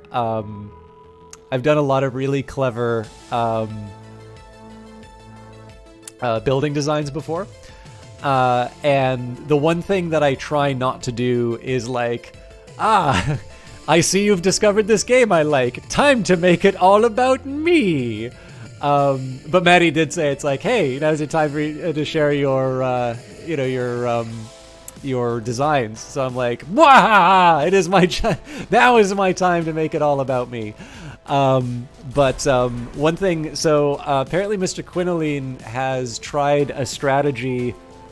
So I've done this in a private playthrough where I went to build a bunch of fuel storage beside rebel bases to see how effective it would be in destroying buildings, and it wasn't. But I really just loved the mad scientist approach to it. So I think I had actually written in the Discord at some point. Oh yeah, I tried this thing. It feels like it should work, but it didn't really turn out. And then I think somebody had mentioned Mr. Quinoline, who's one of the mods, and obviously because that Discord is so wonderful, I have nothing but good things to say. But I think somebody said credited them with trying that approach, and I was thinking to myself, wait a minute, I came up with that, damn it. But again, there's a way, obviously getting in a game early does not suddenly give you patent. There's one thing I am frankly embarrassed by, which is when people in the Discord ask permission to do a design that I've done, because I don't own that. That's me trying to take credit for what Brace Yourself has done. I'm pretty sure if anybody has an intellectual property right on this game, it's Brace Yourself Games. I don't think people need to ask permission to do a good design. I actually think it's really cool that people want to use something that I've come up with. So I will admit it is, I don't know how to handle that stuff. I find that when I say embarrassing, I just I don't think people should ever feel like they need to do that. It's so nice of them, right? It's definitely nice to get credit for the stuff that you do. But like with that in mind, as much as I think that sort of stuff, like every once in a while where I'm like, yeah, the Mad Bomber thing, because that's when I was kind of like, I really like the idea behind that. I don't not going to say that it worked well, but I just liked that was an idea that I had because it sounds very on brand. So then when I was like, oh yeah, so and so came up with that, I'm like, wait a minute, I've got the proof. But please, yeah, obviously that is a statement of my very silly frame of mind. Please do not take that as like, those mods took my ideas. Yeah. I'm pretty sure there's enough space on Titan to try weird and wonderful methods. Okay, I'm also really happy that we actually managed to wipe out the bad guys. I'm not gonna lie, I kind of want to see this thing through to the end. I don't know how you all feel about it. And I would love some advice on that, but let's do a recap of what we accomplished. So remembering the start of this map, there were 10 rebel camps. We have now taken out 4, and this means that our new influence cap is 300. I apparently grossly overestimated the amount of influence you get for taking out each rebel camp. So we now have an influence camp of 300. The original intention was to get more council monuments and just go ham on the on the influence, but given the fact that influence is counted against you for given that is counted against you for score, I think I might need to just cool it for a little bit. I wish I could cancel that job because an upgrade on this level 2 would have been a good idea, actually. But yeah, so I mean, the remaining question is like, can we get the 6 rebel camps in time? So this one's done. We know this one isn't a full rebel camp, so we're looking at 1. Let's say 2, 3. Hang on. Oh, actually, we've got a lot of new information here.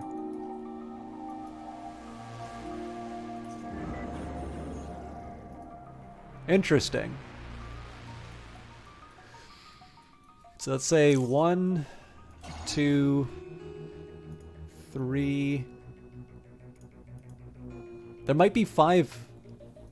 There might be 5 in this spot. Now, cash is my biggest constraint. Second constraint is going to be ships. So one of the things that I'm going to be doing over time is once I get the extra territory, we're definitely going to expand the office and the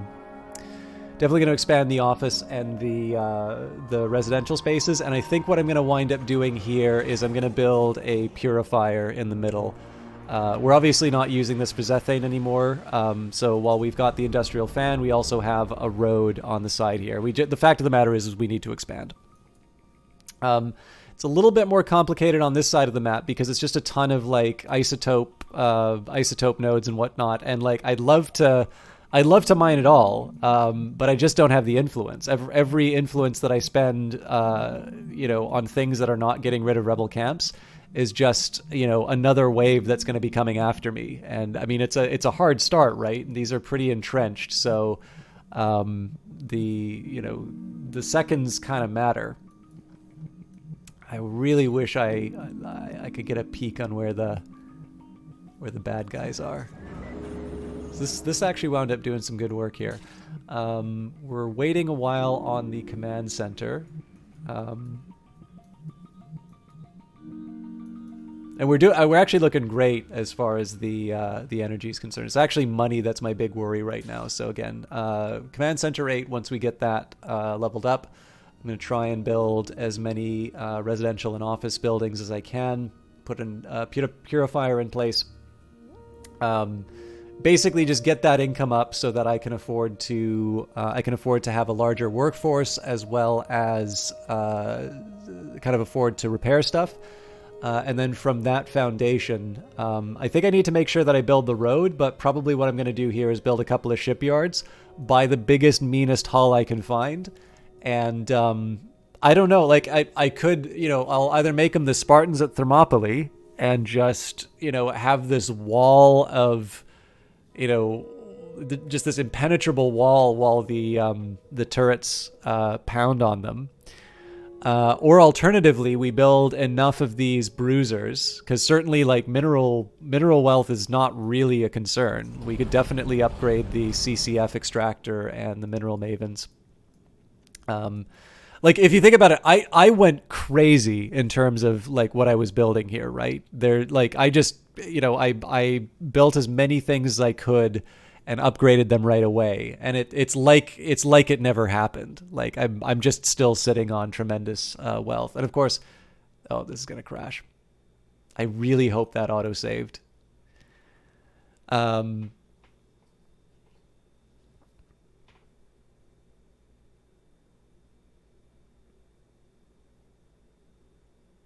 Like our production, even with just two of our factories, it's just at such a level that we barely registered the massive outlay of resources to try and improve our state.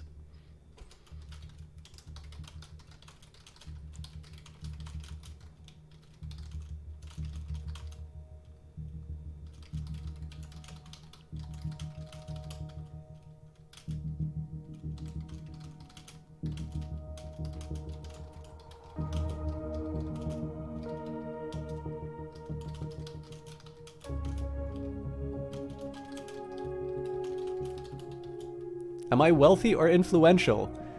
Personally?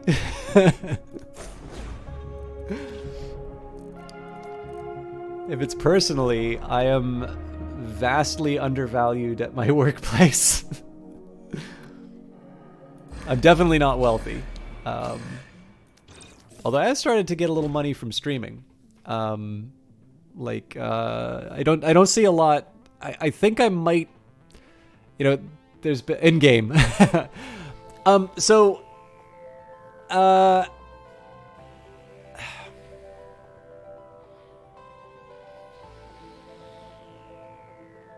I went to school, there were a bunch of people I knew. These are the people who would be very friendly to you because they'd identify you as somebody who would... They identified you as somebody who liked the subject and you were good at it. And they would be able to get you to do their homework, basically. And these are people who, they knew how to study for a test. I don't really think they understood the material that well, but they're good test takers, and they definitely knew how to get a recommendation from a prof, and so they were in the master's program. And they definitely had their sights set on sort of high-level consulting jobs. So we're talking about places like Bain. And the thing is that I suspect they probably got in. The big question for me is whether or not they stay in. Because if I think of a place like Goldman Sachs, which obviously is not really a consulting firm, but another sort of place that people like this would go. The thing is that, like, this is going to be where I show my my dark capitalist heart. Like, as much as we like to pretend that the very wealthy have not, quote unquote, earned what they've got. I mean, earning is a tough question, right? Because I think when we talk about earning, it comes down to a question in terms of like what is an appropriate amount, right? Is there an upper limit in terms of what is right for a person to have, as opposed to the idea of earning as in working for it. But the fact of the matter is that like if you think about some of these incredibly wealthy people, even ones who are born into that wealth, even then there's tutoring that's paid for. These are actually people who are quite clever. And I think to a certain extent, if you are competing with other top flight firms, there is a certain point in which, in order to survive, you have to cut out the people who are like attaching themselves to your company and like extracting their bit of your of your earnings. I genuinely don't know what happened to some of these people. Maybe I should look it up, but I'm sure I'll just be upset seeing it. So why am I telling this story? The other thing that you might take would be if you get a particular clerkship for a judge. This is more of a U.S. thing. I'm sure it happens in Canada too, but like in the U.S., obviously, if you clerk for certain kinds of judges, that's kind of putting you in the pipeline to perhaps becoming a judge yourself one day. And the reason why I give these examples is this. You are influential enough. I don't know if you can say you're wealthy, because like it's hard, right? Like in relative terms, you're probably better off than the rebels, but you're not Anar peer. You have enough pull with the council that you've been given an opportunity to make this startup, and this is a very high risk. It's a very high failure rate endeavor. And it's on Titan, which is controlled by the council. They have their plans for what they want from the... and by the way, this is just how I'm reading who you are in this game. They're... well, I'll put it to you this way. It seems to me that the council has done the sort of thing that you'd maybe see a company like Facebook do when it comes to their moderating.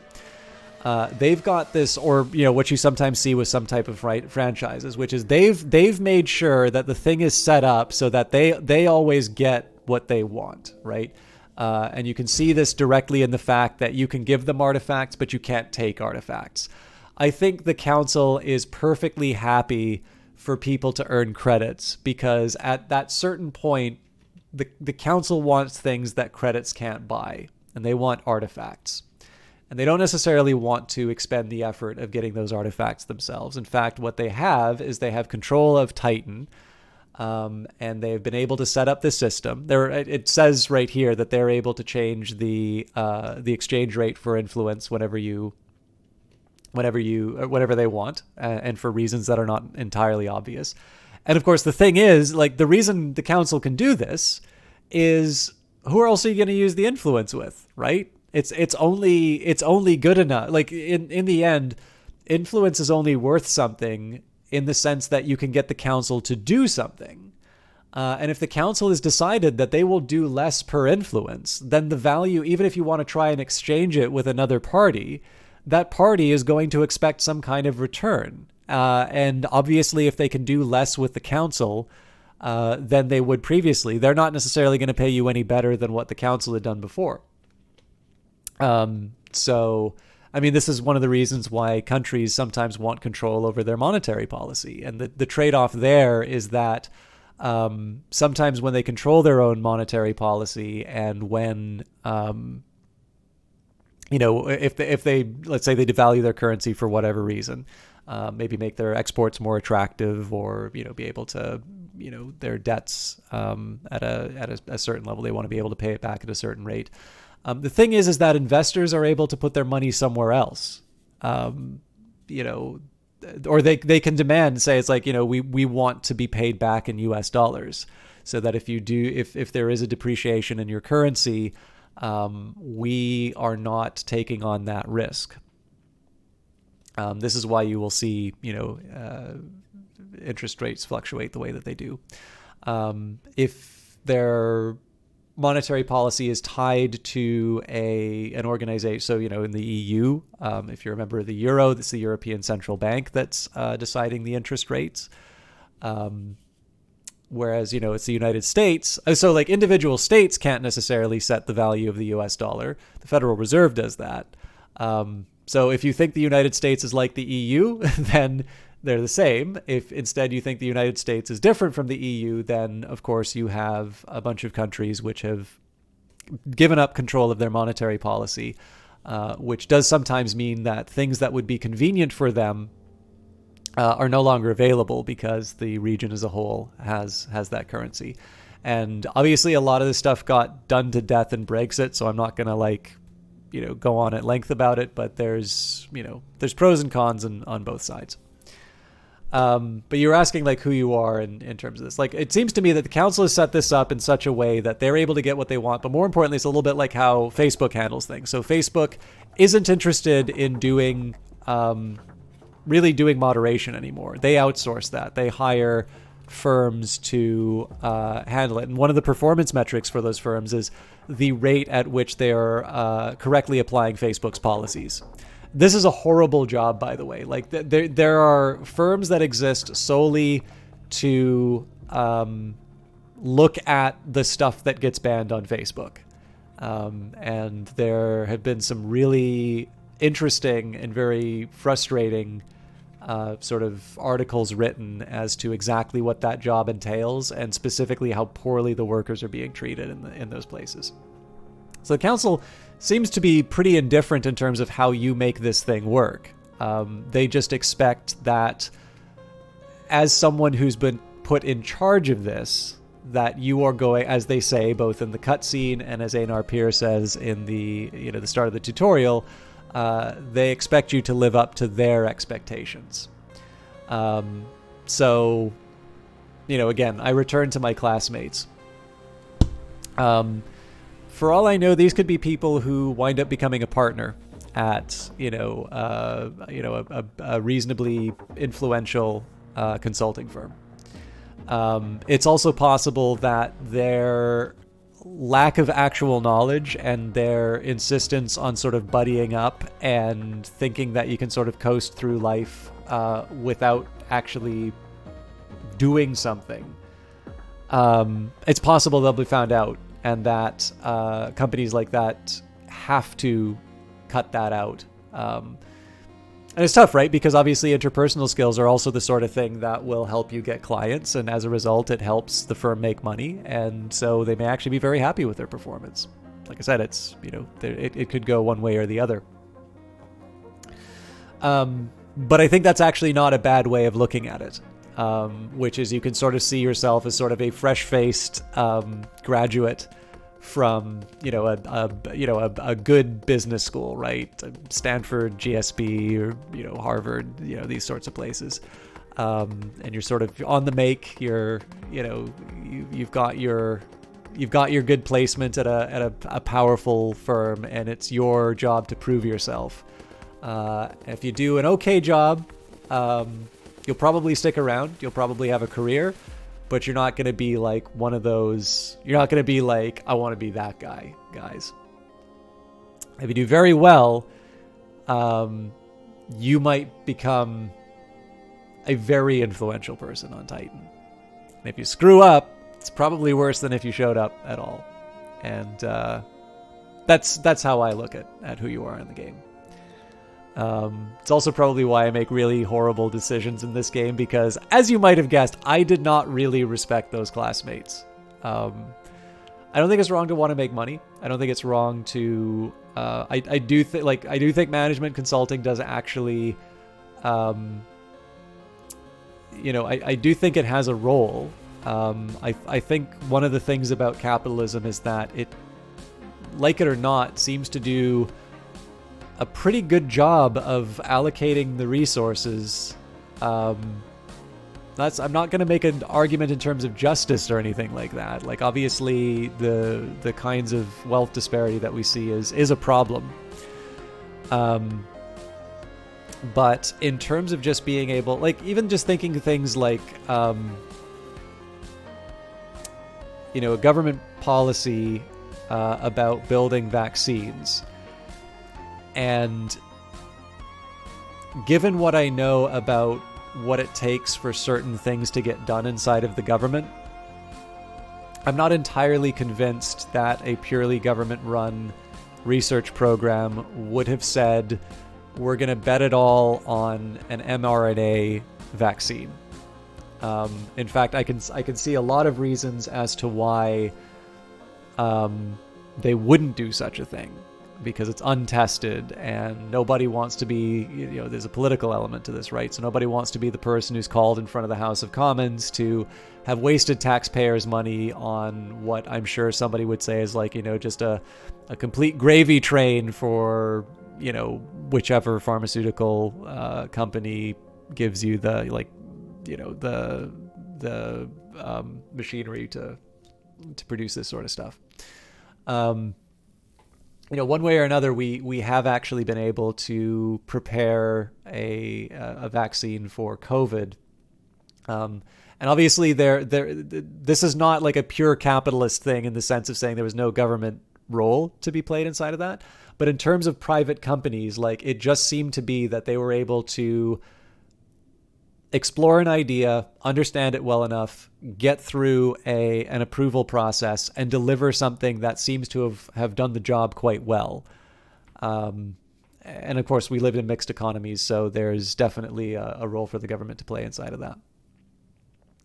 So again, I've never quite been able to bring myself to the whole, like, this whole element of the economy is a disaster and should be abolished. But suffice to say, I also very much care about the people behind this stuff. And my hope would be that there are people of good character who are going into these jobs and, making these decisions and ideally behaving in an ethical way. And of course, unfortunately, it is very often the case that this is the exact opposite of who we see, whether it's something old like Enron or, something modern like Theranos. Obviously, there's a lot of fraud. There's a lot of really awful stuff that people do. And that's why I don't really respect my former classmates that much. On that delightful note, I'm going to say I'm wrapping up for tonight. I don't know how you guys feel about this, but I kind of want to see this thing to the end. I realize that's going to mean me playing on an old patch for longer than I had intended. So I don't know if you want to see this live. I don't know if you want to see this, if doing this as a VOD would work. But this could go either way. Like, if we get a lucky break in terms of being able to just expand out to the last few bases, I think we could probably see this thing wrapped up in 1 or 2 waves. And I think if I mismanage things, I think if I let myself earn too many resources and I don't dedicate those resources to things like defenses and just being able to mitigate the threat that comes from the waves, I can see this whole thing going up. There's only 1 or 2 pylons that need to get taken down, and there's whole branches of my defensive structures that get demolished. Also, sorry, Sarton says, I've made an unholy exchange with the council. I had plenty of influence at your startup before it was acquired earlier this year. Exchange for stock options and retention bonuses. Earned credits, lost influence, small fish in a big pot. All right. So Sarton gives a vote for live. The rest of you, I'm going to assume, have no opinion or possibly are doing other things. So I'm leaning towards continuing this playthrough. I realize this means that I'm delaying doing a fresh patch. And one of the things is that I do know, like, it is nice to see the new patch, like, fresh, even from a, let's face it, the people who make this game watch the stream. I think it is wonderful that they gave me a key for the game, and if watching me play is something that helps them see how players are interacting with it, I'm not going to say, like, I'm not beholden enough that it's like, you know, everything I do must be viewed in the lens of, like, you know, keeping Brace Yourself happy. But I should probably at least acknowledge that there may be a small. Oh, wait a minute. No, we own this. I guess I can't dismantle it though, because it's not in my zone of control anymore. That definitely doesn't count as live rebel camp anymore though. I mean, maybe I'll rebuild the destroyed buildings later.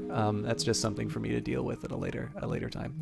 But yeah, so like with that in mind, I don't want to take it for granted that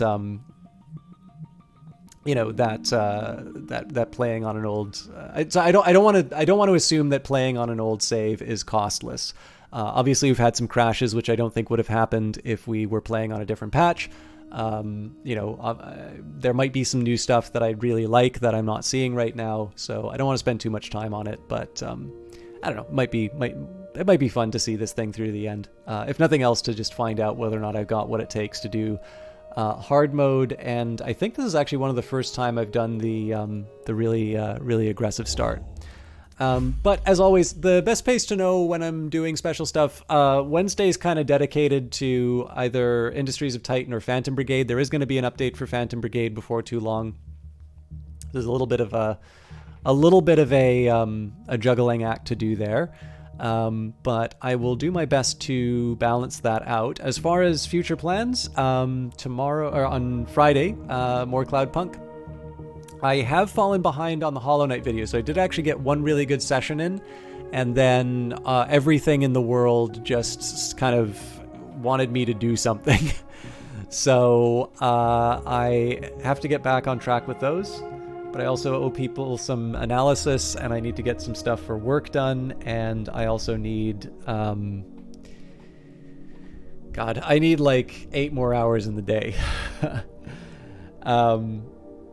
So, to be determined as far as more Hollow Knight stuff is concerned. But I would say I'd say the most reliable schedule I can say for sure. Mondays, Stellaris. Wednesday is a Brace Yourself game, usually prioritizing the most recent update for whatever game got it. So this would be Phantom Brigade or Industries of Titan. And Friday we're going to be doing Cloudpunk until we complete it, and then when we complete Cloudpunk, I will have to decide what the next step is. I might even just, double up a day. So like if I'm on an Industries of Titan run, maybe I just, I do a little bit extra on that, so I can wrap it up before the next update. Obviously, this one caught me by surprise, but that's life, right? I'm not upset to see more Titan. To say the least. Just a quick reminder for those of you, I was given a key for this game, so please take this advice, in the spirit in which it's intended. The game has just recently been released on Steam. It was in early access with Epic for a little over a year. And its launch discount, it's actually got a deeper launch discount than other games. So normally games when they release are 10% off. Industries of Titan did 20% off. And if you are inclined to pick it up in its current state, it has been wonderful to follow. I strongly recommend that you involve yourself in the Discord. It's a great community, and the developers are very active in it, so you can get some specific answers. In fact, actually, even if you're not quite at the point where you want to buy the game yet, I still encourage you to go to the Discord, because there were a lot of questions about the lore. And I know Soggy Newspaper on Twitch has some answers for them, and then there are other ones that I think are being kept. I also know Andy Wynn apparently has far more ideas about what's actually going on Titan than what has been said. So this is a great place. If you have questions like that, I'm sure they would be delighted to answer them, assuming that the answers aren't there already. But as far as picking up Industries of Titan is concerned, I have definitely enjoyed the process of following this game over its development, and this is probably going to be one of the cheaper prices at which you can do that. If you want to wait for the game to come out on release, that's fine. But obviously you miss out on the opportunity to have your feedback incorporated into the game and see it be shaped by it. And so with that in mind, 20% discount, I believe, ends tomorrow when the Steam sale ends. And so if you have, if you're sort of sitting and saying, it's like, I'll get it when it's on sale, the sale is now. I don't know when it's going to be deeper than 20%. I don't even know if Brace Yourself knows when it's going to be deeper than 20%. But it is currently 20% off. And if you wait a week to pick it up, obviously, if you have to wait for like payday or something like that, that's unfortunate. Please don't put yourself in an uncomfortable position to buy a video game, and you don't need me to tell you that.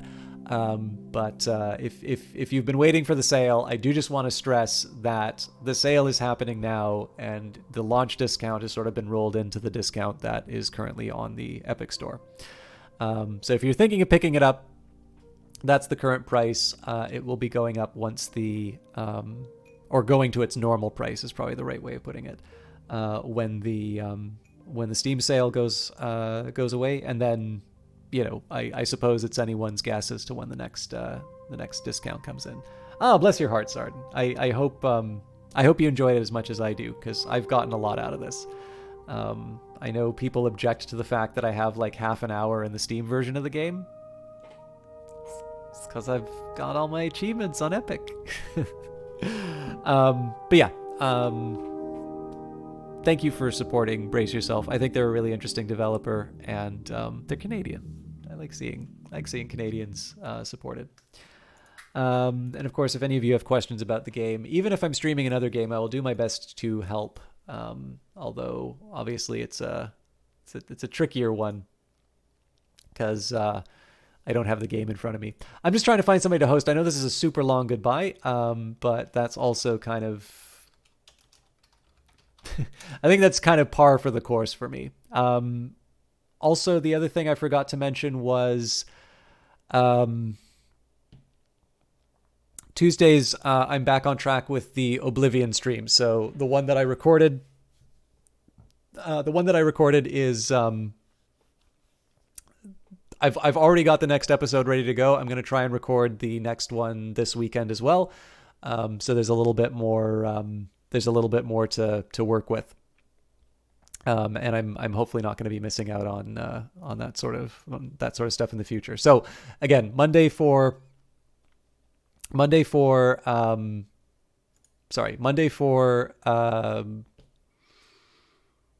Stellaris, Wednesday for the Brace Yourself game, Industries of Titan, or Phantom Brigade, and then Friday for Cloudpunk for the foreseeable future. And if you like seeing the pre-recorded videos, that happens on Tuesday.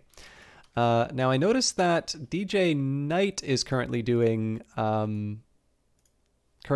Industries of Titan. Now I don't know who the streamer is, but there is definitely a larger number of viewers checking it out.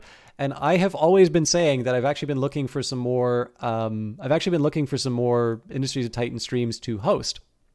So I can't really say much about who they are, but I definitely want to see more people supporting this game. So I hope you enjoy their stuff. I'm going to do the raid command, but that's just so that you can see their link. You don't need to say the message, because that's not my... I don't know who they are. Like, obviously, I don't want to come in and sort of say, hey, pay attention to me. But I love the fact that I'm able to host somebody for Industries of Titan. So I will see you all later. Some of you on Friday. Those of you who are here for Titan, I'll see you in a week. One way or another, I hope you have a great evening. Thank you for supporting the stream. Thank you for supporting Brace Yourself. And enjoy more Titan with DJ Knight.